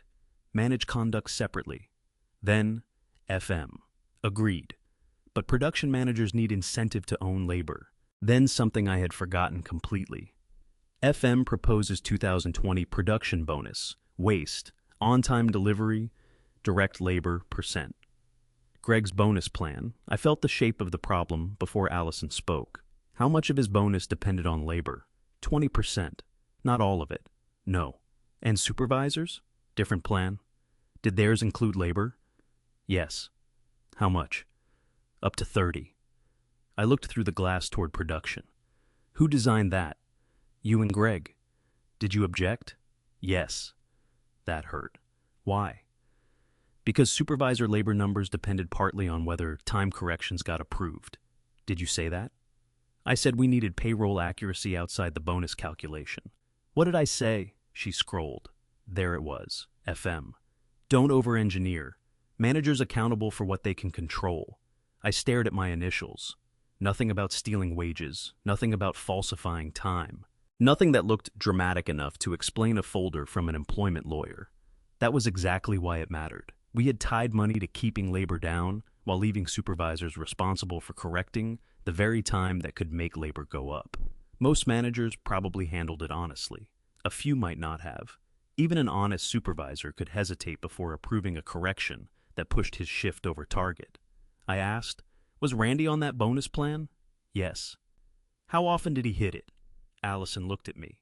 Every year from 2018 through 2022. That was a clue, not proof. Other supervisors? Mixed. How mixed? 2 missed at least 1 year. 1 missed 2. Randy never missed. No. Did his shift have fewer meal corrections? Yes. How much fewer? Council is still calculating. I leaned back. So that's what started this. Partly. Lenny complains. You compare corrections. Randy's numbers look unusually good. Then Keisha found 3 current denials that didn't match production logs. And you called council. Yes. I finally understood why Allison had not simply confronted Randy in July. If the current denials connected to years of historic practice, firing him immediately could destroy the chance to understand what happened. It could also look retaliatory if former employees were already raising claims. Is Randy working now? Yes. Does he know? That council is reviewing payroll practices, yes. That his records are part of it? No. You think he suspects? Probably. Has he changed behavior? Yes. How? Every correction since July has been approved. I looked at her. That is not comforting. No. A person can improve because training works, or because somebody realizes someone is watching. We did not yet know which. What does Greg think? That Randy was too aggressive about labor, but not deliberately falsifying time. And you? I don't know. Again, that answer. This time I respected it. I asked, what does council want from me? A formal interview. When? Tomorrow. Why wasn't that already scheduled? Allison hesitated. Because I asked them to wait. There was the old problem. Why? Because once you knew this involved your bonus plan, I thought you would take it personally. I am taking it personally. I know. That doesn't make keeping me ignorant smart. No. She looked tired. Not guilty. Tired. I made the wrong call. That mattered. She had lied. She said so. Not completely, but enough. Schedule it. I already did. I looked at her. She almost smiled. 10 tomorrow. Bossy. Inherited. For a moment, we were father and daughter again. Then her phone rang. She looked at the screen. Her expression changed. Counsel. Answer. She did. Mostly listened. Yes. Pause. When? Another pause. Send it to me and Dale. She looked at me. And Frank? That was new. She hung up. What? Lenny's lawyer sent a demand letter. How much? They're asking for $1.2 million. I almost laughed. Not because it was funny, because the number was larger than the reserve. All employees? Lenny and another former employee are named. They're alleging the practice affected others similarly. Filed? No. Pre-suit demand? Yes. Deadline? 10 business days. I stood. The knee protested, ignored it. What are they asking besides money? Records, tolling agreement while both sides investigate, preservation confirmation, and mediation. Mediation already? They say they want to avoid litigation if the company is willing to address it. That was not the worst letter we could have received. Still, the number hung there, 1.2 million. What's counsel's reaction? They think the opening demand is aggressive. Meaning? Not the same as exposure. Good. They also said your call to Marlene gave claimant's counsel an excuse to insist that all witness contact be coordinated. There it was again. My mistake had not created the wage issue. It had made the next phase harder. I hated that more than if someone had simply told me to stay out because I was old. This time, they had a reason. Allison closed her laptop. I need you to promise me something. I'm developing a dislike of promises. Do not call Lenny. I wasn't planning to. Do not call Randy. That one was harder. He works for me. He works for the company. Same thing. No, she said it quietly. Not anymore. I looked at her. The words hurt even though they were professionally correct. For decades, the company and I had been almost interchangeable. My customers, my employees, my building, my payroll, my problem. That was no longer healthy. Maybe never had been. Allison was president, Keisha ran HR. Counsel was conducting an investigation. If I wanted people to respect those roles, I had to respect them too. I won't contact either one. Thank you. But I want the full demand letter. You'll get it. The full reserve calculation. Yes. All legal invoices. Yes. Bank correspondence. Yes. And no more financial statements that tell me what happened without telling me why. She looked at me. You're right. That was the first clean apology I had received from her. Not enough to fix the breach, enough to keep the door open. The next morning, I sat across from two employment lawyers in the same conference room, where Allison had shown me the $184,120 loss. Allison attended, Greg did not. Counsel wanted separate interviews. The lead lawyer was Sarah Feldman, early 50s, calm, no wasted words. She explained that she represented the company, not me personally. Important distinction. If at any point we believe your interests materially diverge from the company's, we may recommend you obtain separate counsel. Do you believe that now? Not based on what we know. Good. Then she asked about 2018. My email. Meal deductions, supervisor corrections, labor pressure, the 2020. And then Daniel. Bonus structure? I answered. Sometimes I remembered. Sometimes I did not. When I did not, I said so. That became harder after the 5th time. People my age know why. You spend your life afraid that saying, I don't remember, will be heard as, I can't remember. Those are not the same. Sarah never treated them as the same. She showed me documents when available. That helped. Then she placed one page in front of me. Not an email I had seen. A handwritten note from Randy Cobb, dated January 17th, 2020, 3 days after our bonus meeting. It appeared to be his notes from a supervisor huddle. Most of it was ordinary. Waste percentage, late jobs, overtime authorization. At the bottom, Frank says no more paying people extra because they can't manage lunch. OT consequences start now. I stared at it. That is not what I said. Sarah nodded. I understand. No, I specifically said if work happened, pay it. Yes? Then why is this in his notes? That is one of the questions we're investigating. I looked at Allison. She did not look triumphant. She looked sick. I read the line again. A manager I had paid to control labor had converted a complicated discussion into 13 words. My name at the front, a rule I never gave at the end. Maybe Randy misunderstood. Maybe he simplified. Maybe he used my authority because it made his own message stronger. We did not know. But for the first time, I understood why finding the full email chain was not going to solve this for me. Intent mattered. So did what people reasonably heard. So did what managers did afterward. Sarah asked one last question before we broke for lunch. Mr. Mercer, after January 2020, did you ever audit whether meal period corrections were being paid accurately? I knew the answer. No. Why not? I could have said COVID, staffing shortages, paper supply, customer crises. All true, none sufficient. Because I thought I had delegated it. Sarah wrote something. I looked through the conference room glass at the production floor below. For 34 years, I had believed delegation meant trusting people to carry responsibility. That morning I understood the other half. If the incentive you create makes the wrong outcome easier, delegation without verification can become permission without anybody ever saying the words. And now the company had 10 business days to decide what accountability for that permission was actually going to cost. The number came sooner than I wanted. By 2 that afternoon, Sarah Feldman had a preliminary range. Not the claimant's $1.2 million, not Allison's full $712,160 reserve either.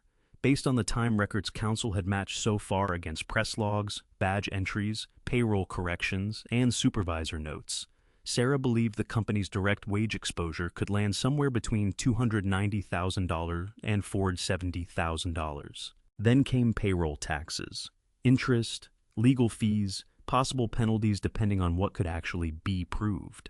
How confident are you? I asked. Not enough to tell you to release the reserve. So Allison's $700,000 isn't crazy. No, I did not enjoy saying that. Allison sat across from me. She did not enjoy hearing it either. Sarah continued. If we find evidence of deliberate suppression rather than inconsistent administration, the risk changes. Meaning Randy. Meaning anyone. I knew what she meant. Greg, Allison, me. Sarah had interviewed Greg that morning. She would not tell me everything he said because she was still separating witnesses, but one fact had become clear. Greg admitted the labor bonus structure created pressure. He denied ever directing supervisors to reject legitimate time. I believed him. That was not the same as knowing he was right. What about the bank? I asked. Allison answered. Mark wants an updated cash forecast by Monday. He told me he wasn't requiring a press sale. He isn't. So Friday wasn't a bank deadline. No. What was it? She looked at Sarah, then back at me. My deadline. Why? Because if we entered mediation, I wanted to know what liquidity we could offer without borrowing more. That was more honest than what she told me Tuesday. It was also the first time she said the word mediation to my face. You wanted my approval to sell the Komori before telling me why we might need the cash. Yes.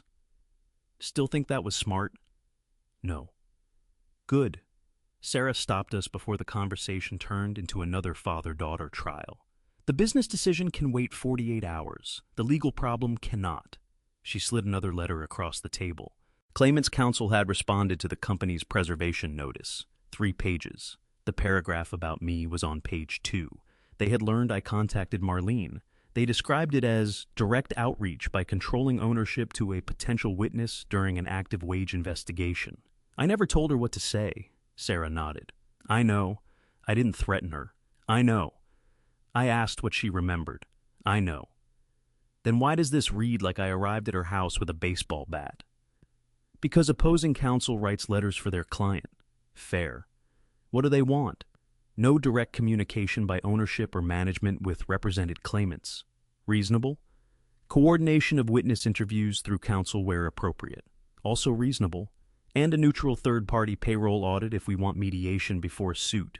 I looked at Allison. You knew about that? 5 minutes before you did. Progress. How expensive? Sarah shrugged slightly. Depends on scope. Probably 25 to 40,000. For somebody to tell us whether we paid people correctly.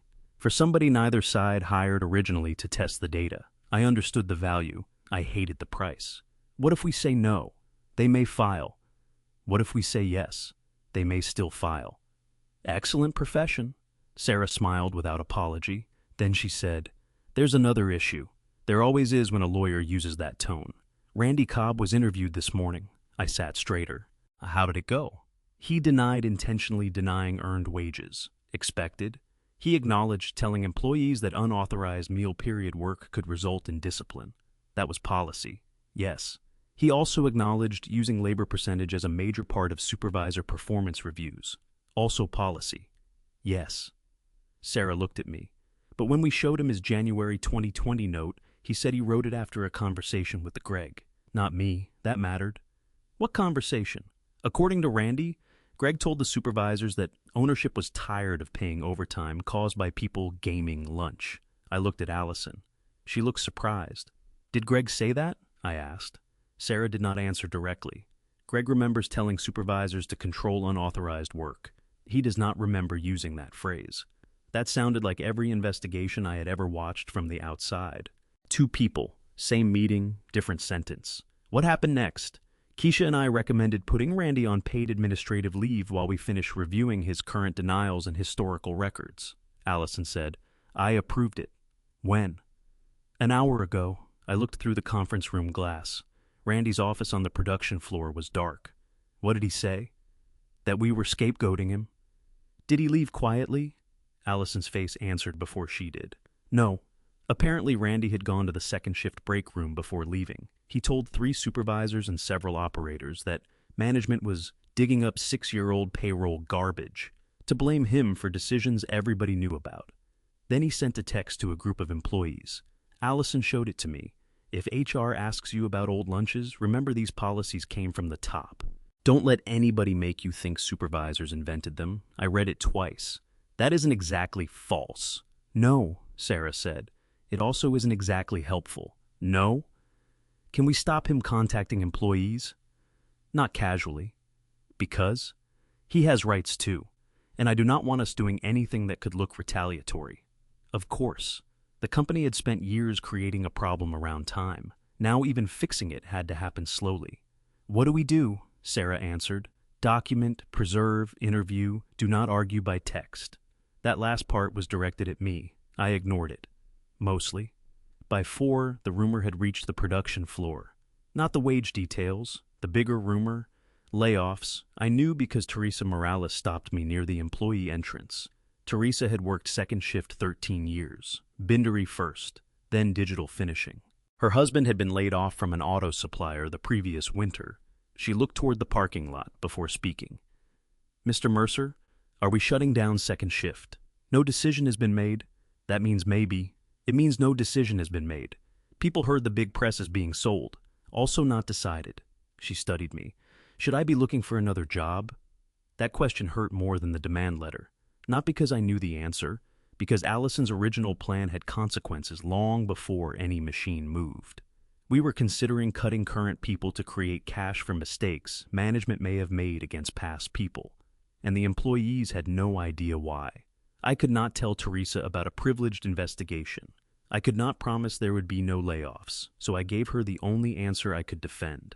I would not make a life decision tonight because of a rumor. She nodded, not reassured, just polite. Okay. As she walked away, I thought about every time someone in management told an employee not to worry because the company was handling something. Sometimes we deserved the trust. Sometimes we merely benefited from it. At 5:30, Mark Talbot called. The bank's credit committee would grant us a 60-day extension on the operating line while the wage issue was evaluated. Good news. Then came the condition. No owner distributions during the extension. Quarterly reporting increased to monthly. And any new borrowing above our existing balance required updated approval. That's not a freeze, Mark said. It's close enough to make a banker feel powerful. He laughed, then stopped. Frank, there's one more thing. Go ahead. The personal guarantee. I had expected it. You want a new one? If the company renews the line after the extension, credit may require a reaffirmation. You already have my guarantee. Current documents may still be enforceable. I'm telling you what credit is discussing. I looked at the framed photograph on my old office wall. Me and Diane at the first building. A rented space. No money. One press. I had spent decades trying to separate our family finances from the company. Now an old guarantee I barely remembered could pull me back toward the risk. Would Allison guarantee it? She already offered. That surprised me. When? Last week. Greg? Also. I said nothing. Allison had been planning to remove my personal exposure while simultaneously hiding the reason the company might need more liquidity. That did not make the deception acceptable. It complicated the motive. Again. I called her after hanging up. You offered to replace my guarantee. Yes. Why didn't you tell me? Because I didn't know if the bank would accept it. Any other surprises designed to protect me? That sounds sarcastic. It is, she sighed. I didn't want you risking your house for a problem that started under our management structure. Our. Yes. Not yours. Not mine. Ours. Then why sell the press? Because I would rather reduce assets than increase debt during a legal dispute, even if that costs jobs. If the alternative is putting the whole company at risk, yes. There was the president talking, not my daughter. She was not wrong automatically because I disliked the choice. What about suspending distributions? Already planned? My distributions. All shareholder distributions. You own 22%, yes? So you're taking the hit too. Yes, I sat down. That was another piece that did not fit the theory I had started with. Allison was not hiding a loss, so she could protect her salary or Greg's bonus. She was prepared to stop her own distributions, guarantee company debt herself, and sell equipment rather than let the liability reach further into my retirement. Her methods were manipulative. Her motive was becoming less selfish by the hour. That made confronting her harder. Did you think I'd refuse to settle because my name was in the records? Silence. Answer. Yes. Why? Because you spent 34 years building this company. That doesn't answer.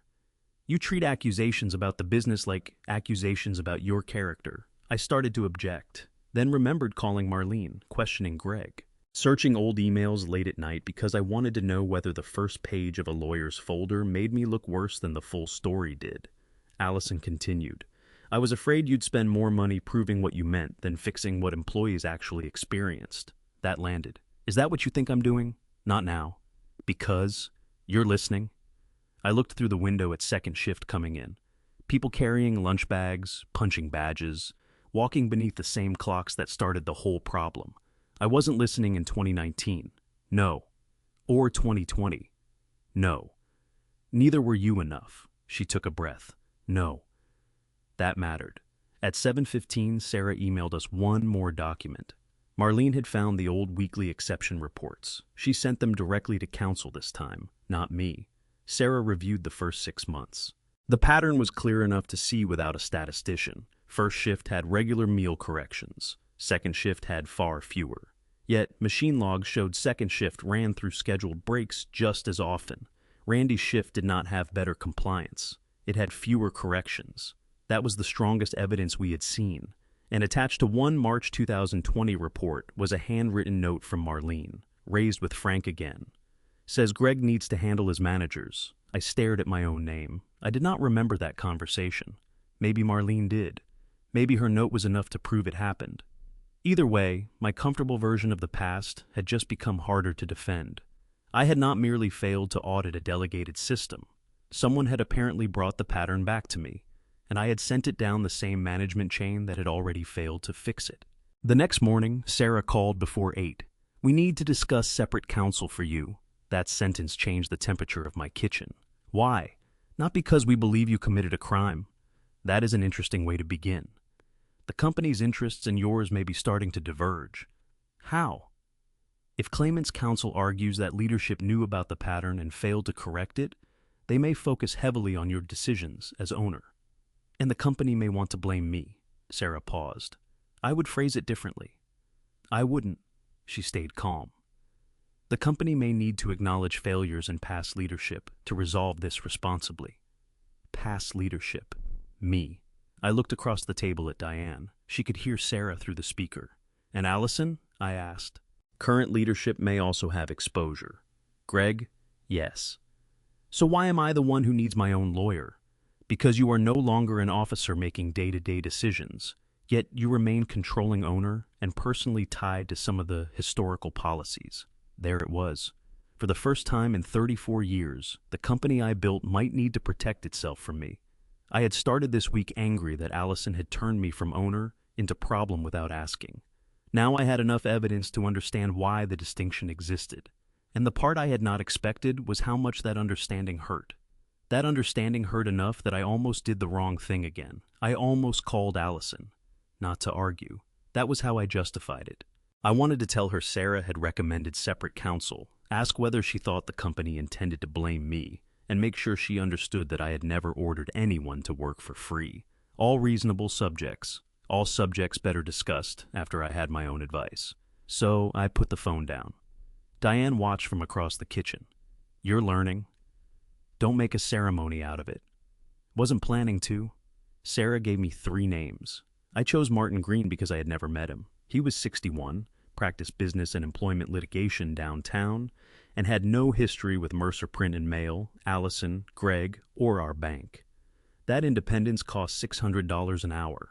Apparently neutrality is a premium service. Martin met me that afternoon. I brought no employee files. Only company documents I was entitled to possess, my old emails, Allison's financial statement, and the portions of Sarah's review she had cleared for me to share. He spent 40 minutes reading before asking a question. When you made Allison president, what authority did you actually give her? Daily operations. That isn't a legal category. I know. Capital spending. Up to $25,000 without owner approval. Borrowing. Board approval. Executive compensation. Board. Sale of major equipment. Owner approval above $250,000. Employment policies. She can change them. Even if they require more than $25,000 in system spending. I stopped. No, Martin looked at me. So, in practice, some employment policies still required your approval. Yes. You thought you had handed over management. I did hand over management. He did not argue. He simply wrote something. That irritated me more. What? Nothing. You wrote something. I'm a lawyer. What did you write? He turned the pad. Control title. I stared at it. You charge $600 for 3-word insults? Sometimes 4. I almost liked him. Then he asked for every proposal Allison had sent me concerning timekeeping or payroll controls. I searched the archive from his conference room. There were more than I remembered. The 2019 recommendation, the January 2020 meeting, a September 2020 follow-up, then March 2021. That one was formal. 3 pages. Allison had titled it, Hourly Timekeeping Control Update. She recommended 3 changes. Employee-generated missed break corrections routed directly to payroll. Removal of missed break correction rates from supervisor labor performance discussions. And replacing the automatic deduction with actual meal punches when we upgraded the payroll platform. Projected first-year cost, $31,400. I had replied the same day. Not approving $31K to solve a management problem. Train supervisors. Martin read it. Was $31,000 material to the company? Not by itself. Then why refuse? 2021 was not normal, I explained. We were still climbing out of pandemic disruption. Paper prices were unstable. Customers were delaying projects. 2 salespeople had left. Health insurance had jumped. We had spent nearly $100,000 improving ventilation and rearranging the production floor. I was trying to protect cash. Reasonable. Thank you. Martin looked down the email thread. Then Allison offered a $14,000 interim system. I had forgotten that. A simplified online exception form that would bypass supervisors if a correction sat unanswered more than 48 hours. My response? If Greg can't get managers to manage, software won't fix it. I sat back. Martin did not need to say anything. The sentence had already done the work. When did the current system get implemented? He asked. Last September. Cost? I did not know. I texted Keisha through Allison instead of directly. That was deliberate. Allison answered 15 minutes later. $12,800 setup plus $460 a month. Less than the interim proposal I rejected. Technology had gotten cheaper. That was part of it. The other part was that Allison, once she found a solution under my approval threshold, stopped asking. I looked at Martin. She went around me. No. What would you call it? She operated within the authority you gave her. That distinction bothered me because it was accurate. I had spent years saying I wanted Allison to lead. Then I kept financial tripwires low enough that anything significant still came back through me. When she found a way to act without asking, I experienced it as avoidance. Maybe she experienced it as finally being president. Martin searched another phrase. Supervisor incentive. A December 2021 email appeared. From Allison. To me. Greg copied.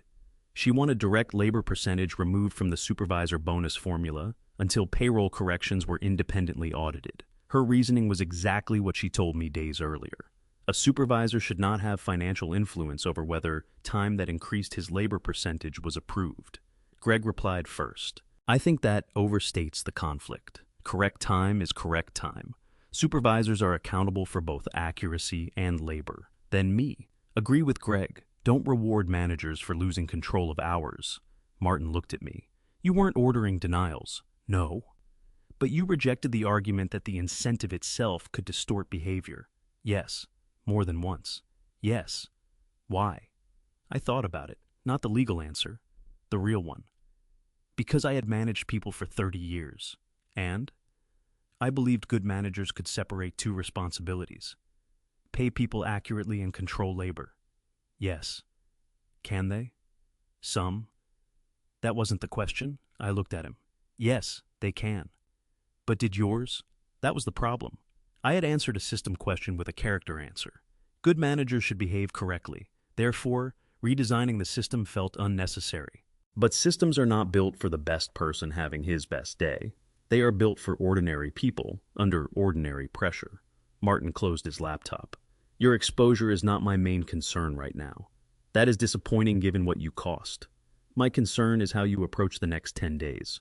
Meaning, if you walk into mediation trying to prove you never intended unpaid labor, you may be answering a question nobody needs answered first. That sounded like Allison. I did not enjoy paying separately for the same criticism. What question should I answer? What happened? I looked at him. And after that, who was harmed? Then, what fixes it? And intent? Still matters, just not first. I drove home thinking about that order. What happened? Who was harmed? What fixes it? For most of my business life, I started somewhere else. Who caused it? That approach works when a press breaks, less well with people. The next morning, Sarah sent Martin and me a set of anonymized interview summaries. No employee names except the two former workers who had already identified themselves through counsel. The statements were not proof by themselves. They were recollections. Some contradicted one another. That was normal. But a phrase appeared often enough to become difficult to ignore. One second-shift operator remembered Randy saying, "Frank doesn't pay lunch overtime unless a supervisor approves it first." Another, "Owner says if you work through break without permission, that's your problem." A third remembered asking for a correction and being told, "You want Frank looking at why this shift keeps missing labor?" My name. Again. Not something I had said, something my authority made useful. I called Allison through Sarah this time and asked for a meeting with her and Greg after his formal interview was complete. Sarah approved it for late afternoon with one condition. No discussion of other employee statements. Fine. Greg arrived first. He looked 10 years older than he had beside the Komori 2 days earlier. Allison came in carrying nothing. No folder, no laptop. I had learned to notice when my daughter wanted a conversation rather than a presentation. I put the 2021 bonus email on the table. Greg saw it. His face changed. "You found that?" "Yes." Allison sat. I looked at Greg. "Did Randy ever tell you he was using my name to push supervisors on lunch corrections?" Greg took a long breath. "Not exactly." I hated that phrase. "What exactly?" "He told me operators took your labor comments seriously." "When?" 2020. "How?" He said, when supervisors told people ownership was watching overtime, arguments stopped. That is not the same as using my name to deny pay. No. Did you ever hear that specific thing? Silence. Allison looked at him. That interested me. She did not know his answer. "Greg." He rubbed both hands over his face. "There was an email." Allison turned toward him. "What email?" "Randy sent it after one of the correction disputes." "When?" "Maybe late 2020. "What did it say?" Greg looked at me. "He said if we wanted him to approve every lunch correction that produced overtime, we needed to stop grading him on labor because he couldn't do both." I stayed quiet. "What did you reply?" "That he needed to use judgment." My own phrase had traveled. "What else?" "That legitimate time gets paid." "Good." "And?" Greg looked down. I told him Frank was not going to tolerate second shift using missed lunches as an overtime bank. I felt something sink inside me. Did I ever say that? No. Then why use my name? Because I thought it would end the argument. There it was. Not a criminal plan, not a secret order, a manager borrowing the founder's authority because it made his instructions stronger. Exactly the kind of ordinary shortcut that becomes culture when repeated. Allison stared at her husband. You never told me that. Greg looked at her. I forgot the email existed. Did counsel find it? Yes. When? This morning. She stood, not angry in a dramatic way, worse, controlled. Sarah asked you whether you ever used Dad's name to influence timekeeping. I said I didn't remember doing it. And then they showed you. Yes. And you were going to tell me when? After this meeting. Allison laughed once, no humor. I recognized the pattern immediately. Wait until I know what to do, then tell the person affected. Apparently our company manufactured more than printed material. We manufactured delayed honesty. Greg said, I wasn't hiding it from you. Allison looked at him. You were deciding when I could handle it. He stopped. I watched my daughter hear her own behavior coming back from her husband. She sat again. Nobody needed to point it out. After a moment, Greg said, You're right. Allison looked away. I asked, Did that email cause the wage problem? Greg shook his head. No. Did the bonus plan? No. Did my comments? No. He paused. Not by themselves. That was the deeper truth. There was no single villainous memo. No order from me saying steal 30 minutes. No secret instruction from Greg. No one sentence Allison could have fixed and saved us all. We had built overlapping pressures, automatic deductions, supervisors controlling corrections, bonuses tied to labor, production emergencies. My repeated insistence that management control over time. Greg's willingness to use my name to reinforce that pressure. Randy's unusually low correction numbers. Allison's warnings delayed because changing systems cost money and because I kept believing better supervision was enough. Then, Allison became a president and still took too long to force the final change. Everybody could point one level above or below, which was exactly how nobody had fully owned it. I looked at Allison.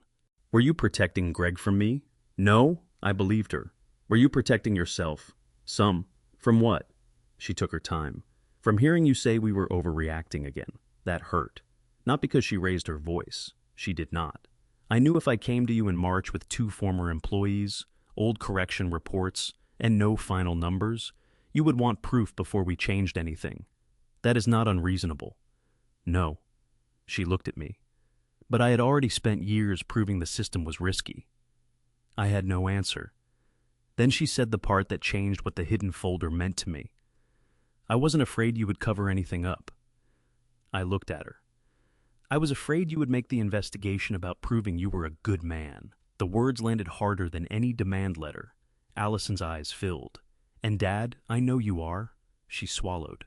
But people can be good and still build something that hurts somebody. For 3 days, I had treated the folder Earl found as evidence my daughter no longer trusted me. I had been right, just not in the way I thought. She trusted that I cared about employees. She trusted that I would never knowingly steal wages.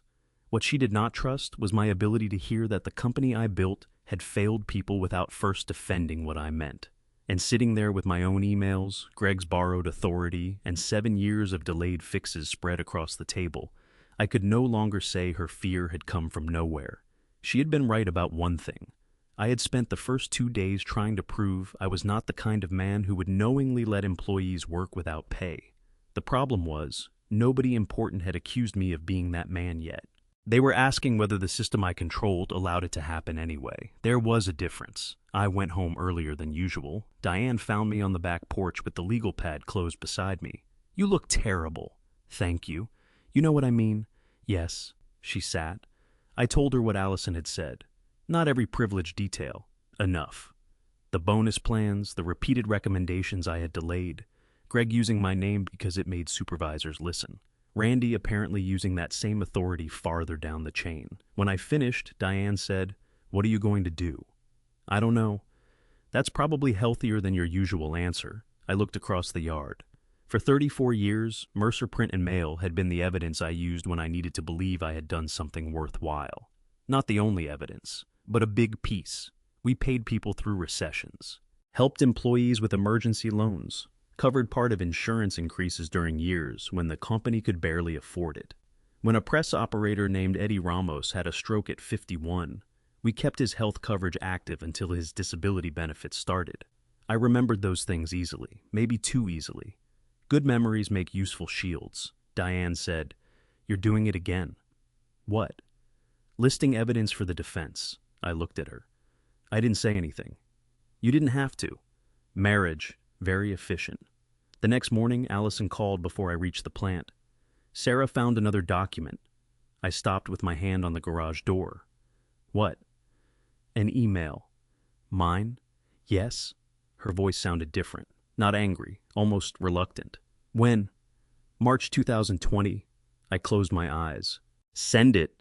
I think you should see it with Sarah." "Allison." "Dad." Something in her tone made me stop pushing. "Fine."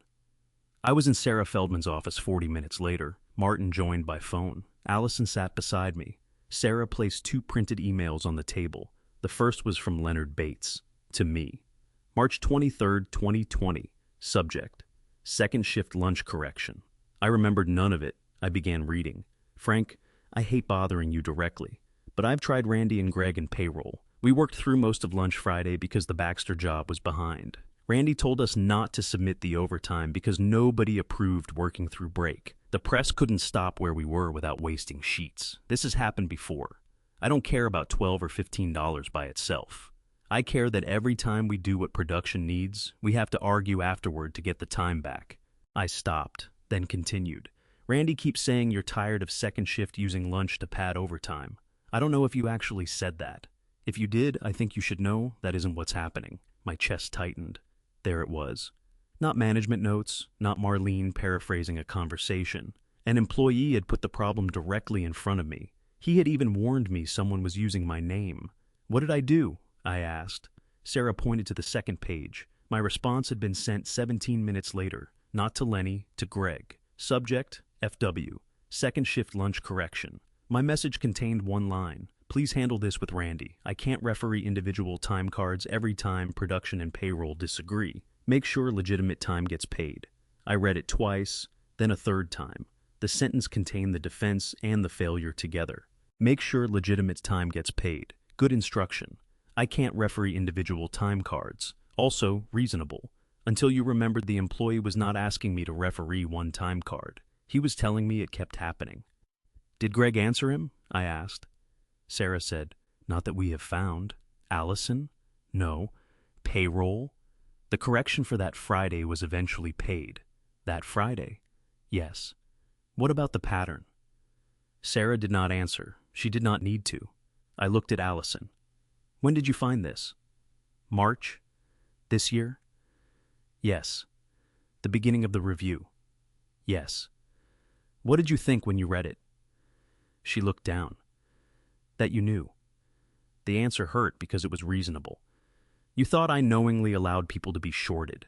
I didn't know what to think." "That isn't what you said." "No." She took a breath. "For about a day, yes." I looked away. "Then what?" "I found your forwarded email, the instruction to pay legitimate time, and I thought maybe you treated it as one problem and sent it back to Greg." "I did, yes." "Then why didn't you show me in March?" Her eyes filled. "Because I was angry." That surprised me. "At me?" "Yes." "For not remembering?" "For not following up." I had no answer. She continued. "Lenny came to you directly?" "Yes." "He told you Randy was using your name?" "Yes." "You sent it back to the same management chain he said wasn't fixing it?" "Yes." And then nothing happened.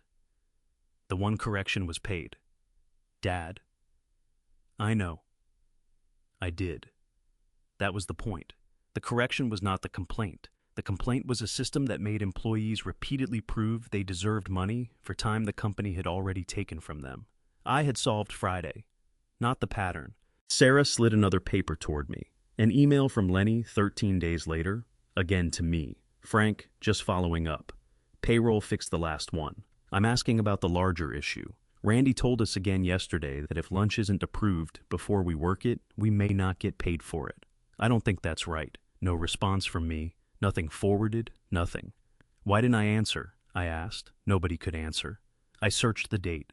April 5th, 2020. The plant had been operating under emergency pandemic rules. Half the office worked from home. Customers canceled millions of pieces of planned mail.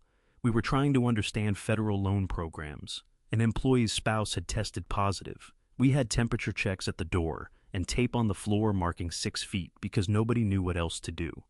I could explain why one email disappeared inside that month. The explanation did not answer what happened to Lenny. Did I open it? Sarah said. The archive does not reliably tell us that. So we don't know. No. I wanted that uncertainty. I felt myself reaching for it. Maybe I never saw the email. Maybe it landed while I was dealing with something else. Maybe I intended to respond. Maybe. Martin's voice came through the conference speaker. Frank? Yes? You're doing exactly what we discussed. I looked at the phone. I asked whether there was evidence I saw it. That's a fair question. Then, just notice why you need the answer so badly. I hated him again. I looked at Allison. You knew about the follow-up too. Yes. And still didn't tell me. Yes. Why? She wiped one eye. Because by then I didn't trust the conversation we would have. That was the betrayal, not the folder, not the reserve. My daughter had found an email from an employee asking me directly for help, and decided I was more likely to defend my memory than hear what the email meant. I wanted to tell her she was wrong. Then I remembered how quickly I had asked whether the archive could prove I opened it. She saw that realization happen. I'm sorry, she said, for hiding it. Yes. That's not all? No. She looked at me. I'm sorry I stopped thinking you could help us investigate it. I sat back. That hurt more. Us. Yes. You thought I was evidence. At first. Not leadership. No. I nodded. There was no useful argument. Sarah gave us a break. I walked outside alone. Martin stayed on the phone until I told him I needed 10 minutes without professional billing. The parking lot behind Sarah's office overlooked another commercial building. People came and went. Normal morning. Nobody knew an old man standing beside a row of SUVs had just learned that a company he built might need protection from the way he protected himself. I called Diane. She answered immediately. Bad? Yes. I told her about Lenny's email, the first one, the follow-up. My forwarded response. Then nothing. Diane was quiet. Finally she asked, Do you remember him coming to you? No. Do you believe he did? He emailed me. That's not what I asked. I closed my eyes. Yes. That answer broke something loose. Not tears exactly. Close. I thought I knew what kind of employer I was. You do. No. Frank. I know what I intended. She waited. That isn't the same thing. No. For once, she did not soften it. When I returned to Sarah's office, I had made one decision. Not about the claim. About the process. I want the neutral payroll audit. Allison looked at me. Dad, I'm not finished. Sarah waited. No layoffs because of the reserve until we know the actual exposure. Allison opened her mouth. I stopped her. I'm not ordering you as president. That surprised everyone. I'm asking the board to hold reductions tied solely to settlement funding for 30 days. Allison thought. That's workable. The Komori stays for now. 30 days? 30. She nodded. Owner distributions remain suspended. Yes. If the audit says we owe employees, we fund it before distributions resume. Yes. And I want my personal legal costs paid by me. Sarah said, the company may be able to cover some depending on indemnification. I'm not asking what it can. Martin came through the speaker. Let's not decide reimbursement before reviewing the documents. I almost told him to stay out of my money. Then remembered why he was there. Fine. I looked at Allison. One more thing. What? If mediation happens, I'm attending only if the claimant's counsel agrees and Sarah thinks it helps. She stared at me. You don't have to. Yes, I do. Why? Not to defend myself. I looked at Lenny's printed email. If he sits across from this company and says he told us, I'm not going to hide upstairs because lawyers can handle the uncomfortable part. Sarah said, that may or may not be strategically appropriate. Then you decide. She raised an eyebrow. You're giving me that decision? Yes. It was harder than it sounded. The lowest point was not learning that my name appeared in Randy's notes. It was learning Lenny had tried to remove the ambiguity. He had asked me directly whether I had really said what supervisors claimed. And somewhere between production pressure, a pandemic, delegation, and my own certainty that managers should manage, I never gave him an answer.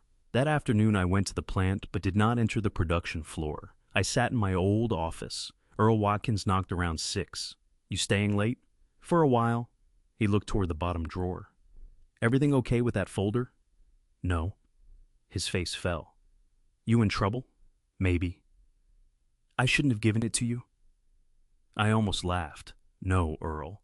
He nodded slowly. "Good." Then he started to leave. "Earl," he turned. "Why didn't you put it in the shred box?" "You mean when I found it?" "Yes."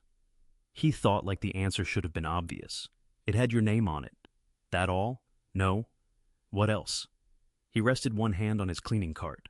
"You always said people deserve to know what has their name on it." I looked at him. I had said that for years about customer complaints, safety reports, damaged job write-ups. If somebody's name was attached to a problem, let them see the problem. Somehow, inside my own company, we had stopped applying that rule to me because everyone was afraid of what I would do with the information, and I had helped teach them that fear. "Thanks, Earl." He nodded and left. I opened the drawer. The folder was still there. Frank Mercer, background, original records. For days I had seen the label as an insult, a file turning me into a subject inside my own business. That evening it looked different. Nobody should be exempt from becoming evidence when the facts require it. Not a supervisor, not a president, not a son-in-law, not the man whose name had been on the front sign since 1989. I closed the drawer.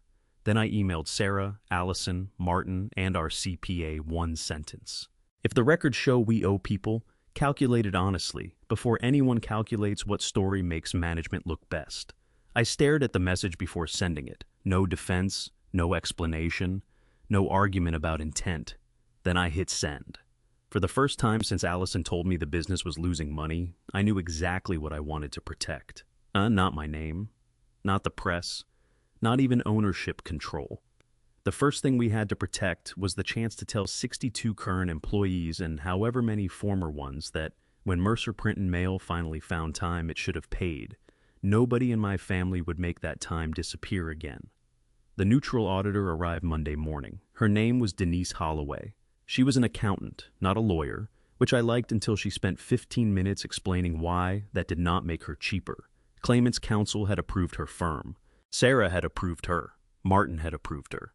By then, I had learned that when 3 lawyers approve an accountant, somebody is about to spend money discovering arithmetic we should have done years earlier.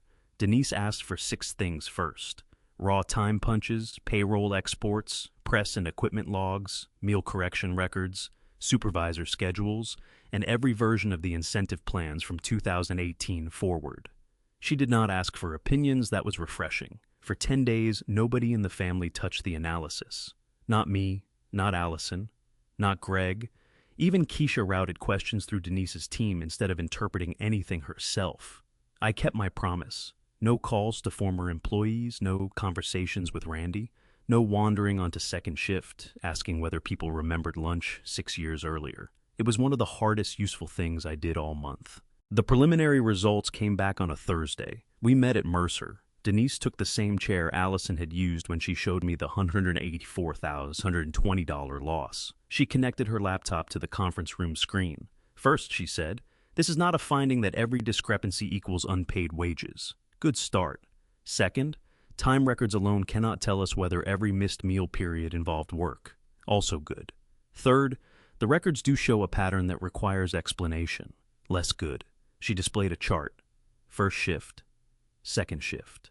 Meal corrections by year. The difference was obvious. Second shift showed roughly 40% fewer corrections during several years, even though production activity during scheduled meal periods was nearly identical. Could second shift simply have taken breaks more consistently? Greg asked. Denise nodded. Possible. Then she changed the screen. Press logs, operator codes, badge entries, job timestamps, for a sample of weeks in 2019, 2020, and 2021.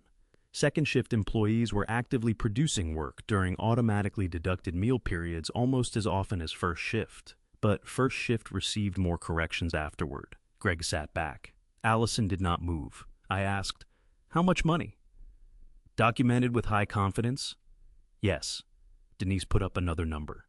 $238,507. Estimated beyond that? Another $90,000 to $150,000 depending on assumptions and interviews. So Sarah's range holds? Yes. What about the 712 reserve? Prudent at this stage if the company wants to account for taxes, interest, legal expense, settlement premium, and uncertainty. Allison looked toward me. I nodded once. No argument. Then Denise opened the supervisor comparison. Randy Cobb's numbers were worse than I expected. Not because his shift had the most missed breaks, because it had the largest gap between evidence of work and corrections actually paid.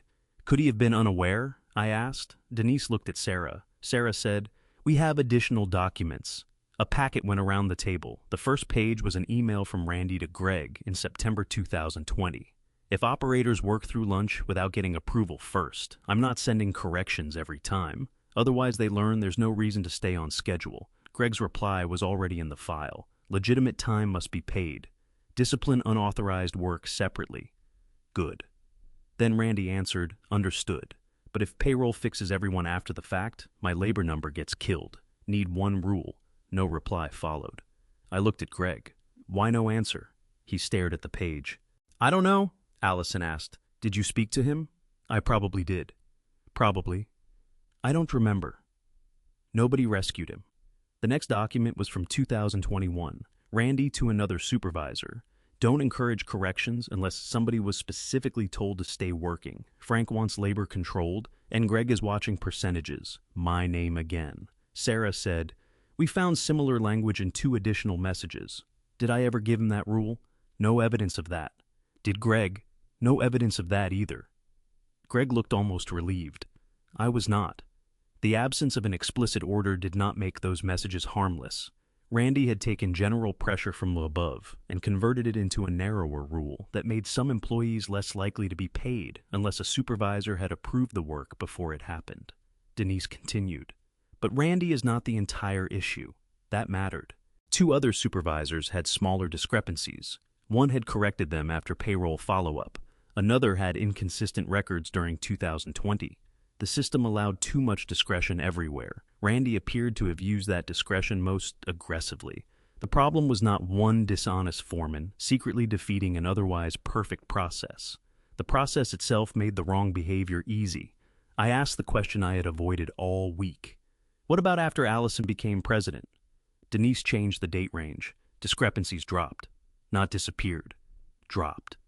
Then, after last September's employee-controlled correction system, they fell sharply. Almost to 0. Allison stared at the screen. "That doesn't excuse the years before it." "No," Denise said. "It also means the fix worked. So far." I looked at my daughter. She had warned me about the system, then inherited it. Then took too long to finish changing it herself. There was enough responsibility for every generation of management. No one needed to manufacture more. Sarah spoke next. "Claimant's counsel has agreed to mediate Tuesday if everyone wants to proceed." I asked, "Does Denise's report go to them?" "A summary of mutually agreed findings." "Not selective findings." Sarah looked at me. "Mutually agreed." "Good," Allison said. "I want to mediate." Greg nodded. I did too. Tuesday morning, I met Leonard Bates for the first time in years. Not on the production floor, not in my office. A mediation center downtown. Lenny looked older than I remembered. So did I. He came with his lawyer and another former employee, Marcus Hill, whom I knew less well. We did not begin in the same room. The mediator spent 2 hours moving between us. Numbers, arguments, look-back periods. Which records were reliable? Which deductions could actually be proved? How much uncertainty each side wanted to price into a settlement? At noon, Sarah came into our room. "Lenny wants to speak with Frank." Martin looked at me. "Your choice." "Is it useful?" Sarah said. "Potentially." That wasn't my question. She almost smiled. "Yes." We met in a smaller room. Lenny, his lawyer, me, Martin, mediator, nobody else. I sat across from him. For several seconds, neither of us spoke. Then Lenny said, I didn't think you'd come. Neither did my lawyer. Martin looked at the ceiling. Lenny smiled slightly. Then I put a copy of his March 2020 email on the table. I saw this. I figured. I don't remember seeing it then. He nodded. I believe you. That surprised me. You do? 2020 was nuts. Yes. That's not what bothered me. I waited. The first email. The one I had forwarded to Greg. You answered that one. Yes. You told him to pay legitimate time. Yes. So I knew you didn't want people working free. That was not what I expected him to say. Then what were you angry about? Lenny looked at me. That you sent me back to the people I was telling you weren't fixing it. There it was. Simple. No legal terminology. No $700,000 reserve. I thought management could handle it. I know. I was wrong. He stared at me. I continued. I should have checked whether the pattern stopped. Yes. No polite relief. No rush to make me feel better. I respected that. He said, Randy used your name a lot. I know that now. I never thought you told him to steal time. What did you think? That you cared more about him making his number than you cared about how he made it. That hurt. I let it. Sometimes I probably made it sound that way. Lenny nodded. Then something changed in his expression. I liked working there, Frank. I know. No, I mean it. He looked down. That's why this pissed me off. That was the part owners forget. Employees do not need to hate a company before the company can fail them. Sometimes disappointment requires loyalty first. I'm sorry, I said. Not if. Not for the misunderstanding. I'm sorry I treated your warning like a time card problem. Lenny looked at me for a long moment, then nodded. That was all. No forgiveness scene, no handshake designed for an audience. When we returned to separate rooms, I told Sarah one thing. Do not negotiate around an apology I already meant. She looked at me. Meaning?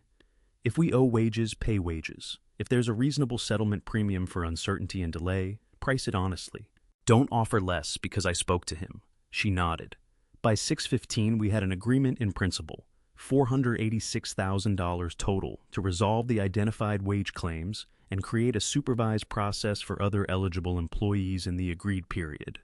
The company would also pay its share of payroll taxes and fund the independent review. No admission that every allegation was correct. No language pretending nothing happened either. The exact distribution required more work. So did court-related procedures if they became necessary for any collective claims. But the central fight was over. Then came the business question, how to fund it. Allison had her answer ready. This time, she did not present it as the answer. She presented options, cash reserves, suspended owner distributions, a temporary reduction in planned capital spending, sale of 2 pieces of idle finishing equipment we had not used regularly in 18 months, and only if needed, limited use of the operating line after the bank approved the plan. The Komori was not on the list. Neither were 8 second-shift employees. I looked at her. What changed? The actual number. Anything else? Yes. She glanced toward the production floor through the conference room window. I realized laying off current employees first would make them pay for management's past decisions before management did. I nodded. So no reduction? Not for this. Press? Stays. Distributions? Suspended through year end. Yours too. Yes. Mine too. Yes. For once, nobody argued. Randy's investigation finished 2 days later. The company terminated him. Not because Lenny demanded it. He did not. Not because I wanted somebody to blame. By then, I specifically did not. He was terminated because the documents and interviews showed repeated failure to follow the company's stated rule that all time actually worked had to be paid, combined with discouraging employees from submitting corrections and then giving investigators incomplete answers about those practices. Greg stayed. So did Allison. So did I. But none of us came through untouched. Greg lost responsibility for payroll-related supervisor incentives and received a formal board reprimand. Allison placed her own president bonus on hold until the settlement process and control changes were complete. Then she came to me with one final document. Not a financial statement, a governance proposal. She placed it on the table. What's this? The part we've avoided. I read the first page. Higher operating authority for the president. Independent board member. Annual payroll compliance audit. Compensation committee. Oversight of incentive plans. and removal of my personal guarantee from future borrowing if the bank would approve replacement guarantees from the active owners. At the bottom was one more recommendation: Frank Mercer to remain majority shareholder and board chair through transition, but no individual authority over employment policy implementation or manager compensation outside formal board action. I looked at her. You're asking me to give up control? No. She took a breath. I'm asking us to stop pretending you already gave it up, when every important road still leads back to your approval. That was the final truth of the folder exposed. The company had not only hidden a liability from me. For years, all of us had been living inside an arrangement where I called myself retired. Allison called herself president. Greg called himself operations director, and everybody still watched to see what Frank Mercer wanted before deciding how much authority they really had. Sometimes they used my name, sometimes they avoided me, sometimes I overruled, sometimes I believed silence meant delegation was working. That ambiguity had become part of the culture. I closed the proposal. When do you want an answer? Allison smiled slightly. Not today. That may have been the clearest proof yet that something had changed. I took the document home, and for once, nobody in the family tried to arrange my decision before I had made it. And for once, nobody in the family tried to arrange my decision before I had made it. I read Allison's proposal 3 times over the weekend. Not because it was complicated, because it was simple enough to hurt. For years, I had told people I was semi-retired. What that actually meant was, I had stopped doing most of the work while keeping enough authority to overrule the people doing it. That is not retirement. It is management without the inconvenience of attendance. Diane read the proposal Sunday night. You going to approve it? I haven't decided. She nodded. No argument. That irritated me. What? You said you haven't decided. Yes. So I'm letting you. I preferred you when you were intrusive. No, you didn't. Monday morning I called a board meeting. Our board was small. Me, Allison, Greg, and our outside accountant, Dale Harmon, who had served as a non-voting advisor for years. I asked Sarah and Martin to attend only for the sections involving governance and the settlement. Then I put Allison's proposal on the table. I'm voting yes. She looked surprised. To all of it? No. There it was. Some habits take time. I turned to the section concerning owner authority. I want the employment policy language stronger. Allison frowned. How? If the president and HR agree a payroll or employment control needs to change for legal compliance, they should not need majority owner approval just because implementation crosses an old spending threshold. Greg looked toward me. Allison did not speak immediately. That's more authority than I asked for. I know. You're comfortable with that? No. Dale laughed. I continued. Comfort is not the standard. We approved it. The company would add an independent voting director within 90 days. Supervisor incentive plans would go through a compensation committee that did not include the manager whose bonus was being designed. Payroll compliance would receive an outside review every year for 3 years, then every other year if the results stayed clean. Missed break corrections would remain employee-controlled. No supervisor could reduce or deny recorded work time as discipline. If somebody violated a scheduling rule, management could deal with the conduct separately. Exactly what Allison had been telling me for years. The new capital threshold gave her enough room to run the company without asking whether Dad agreed with every meaningful expenditure. Major asset sales still required board approval. So did new borrowing above agreed limits. Ownership still mattered. It simply stopped pretending to be daily management. Then we discussed Allison. That part was harder. She had concealed the real cause of the reported loss from the majority owner. She had allowed me to believe the bank was forcing a faster decision than it was. Her motive was partly protecting the investigation and partly protecting the company from my reaction.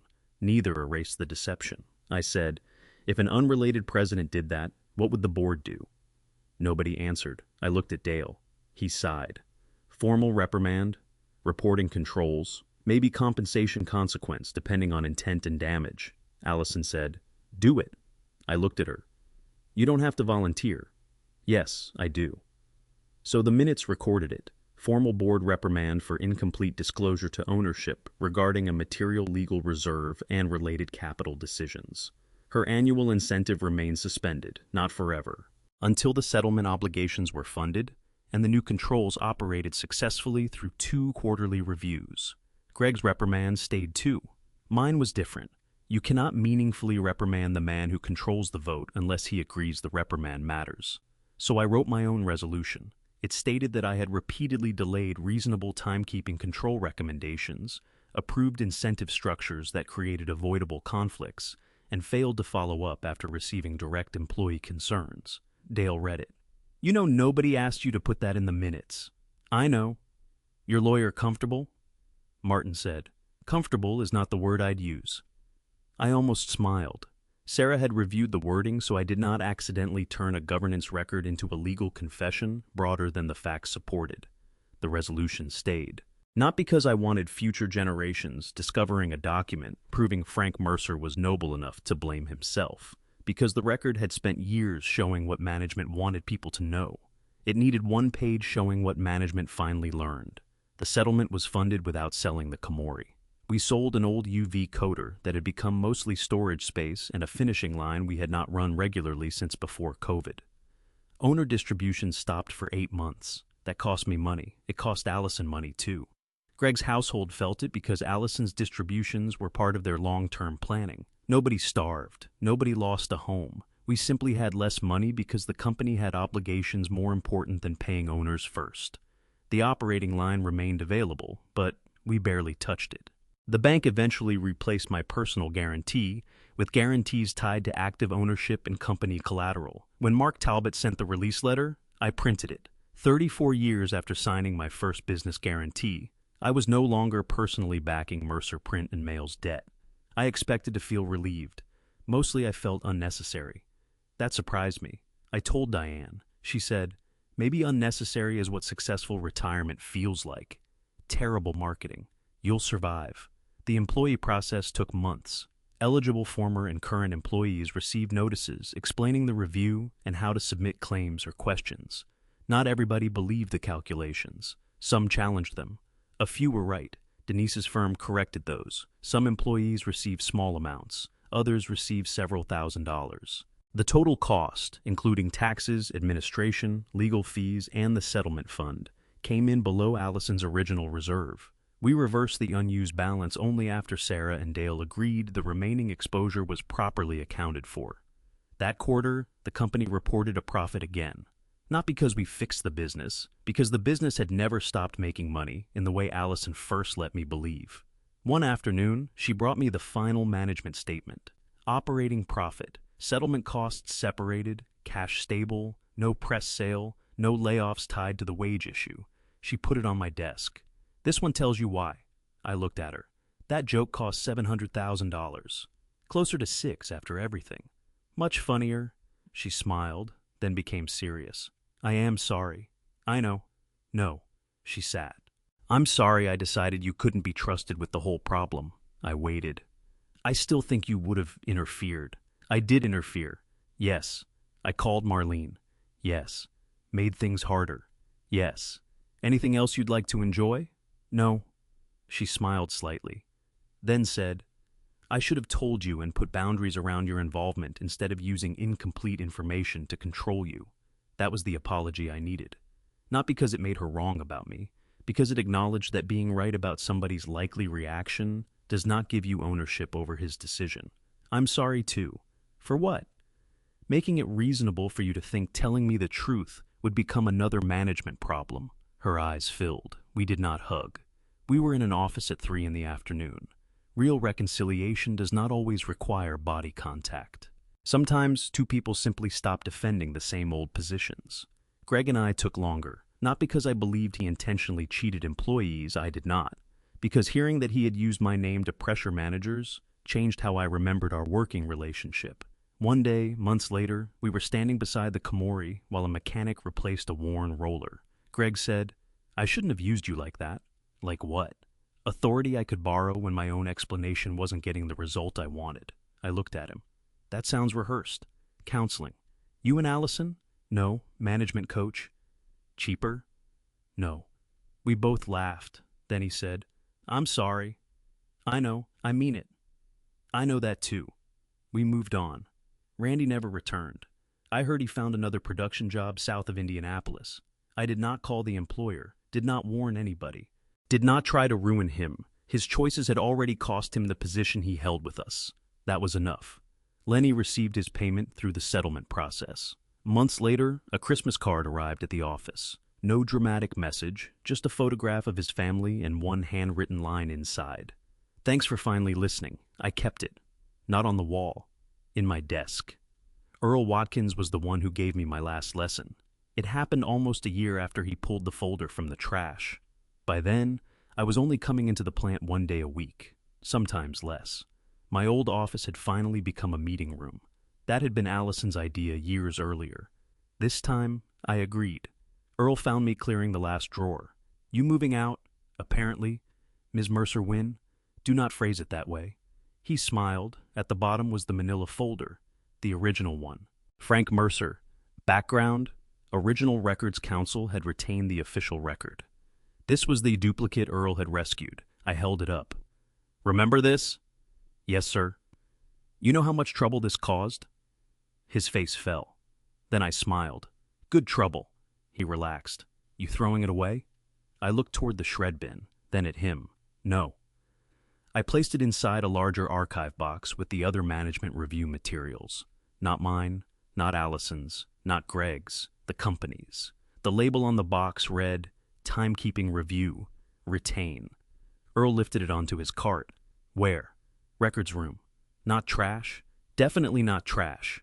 He pushed the cart toward the door, then stopped. "Mr. Mercer?" "Yes." "You gonna miss this office?" I looked around. The desk where I had approved loans, fired people, hired people, argued with Allison, signed bonuses, ignored emails I should have followed, made hundreds of good decisions and enough bad ones to stop pretending the good ones canceled them out. "Some," he nodded. "Probably means it was worth having." Then he left. A month later, Allison moved a conference table into the room. No name on the door, no permanent office assigned to anybody, just a place where people could sit down and put the same documents in front of each other. I liked that more than I expected. At 70, I finally understood something about ownership I should have learned at 40. Having your name on the building does not mean every problem is about your name. Sometimes the best proof that you still matter is not that everyone needs your permission. It is that when the facts finally reach you, you are still capable of changing what your permission once allowed. If your daughter hid a serious problem because she believed you would defend the company you built before fully hearing the employees it had failed, could you forgive her deception while admitting she understood a weakness in you that you had not wanted to see? If family mysteries about experience, accountability, and quiet justice speak to you, you're always welcome at the Watchful Father.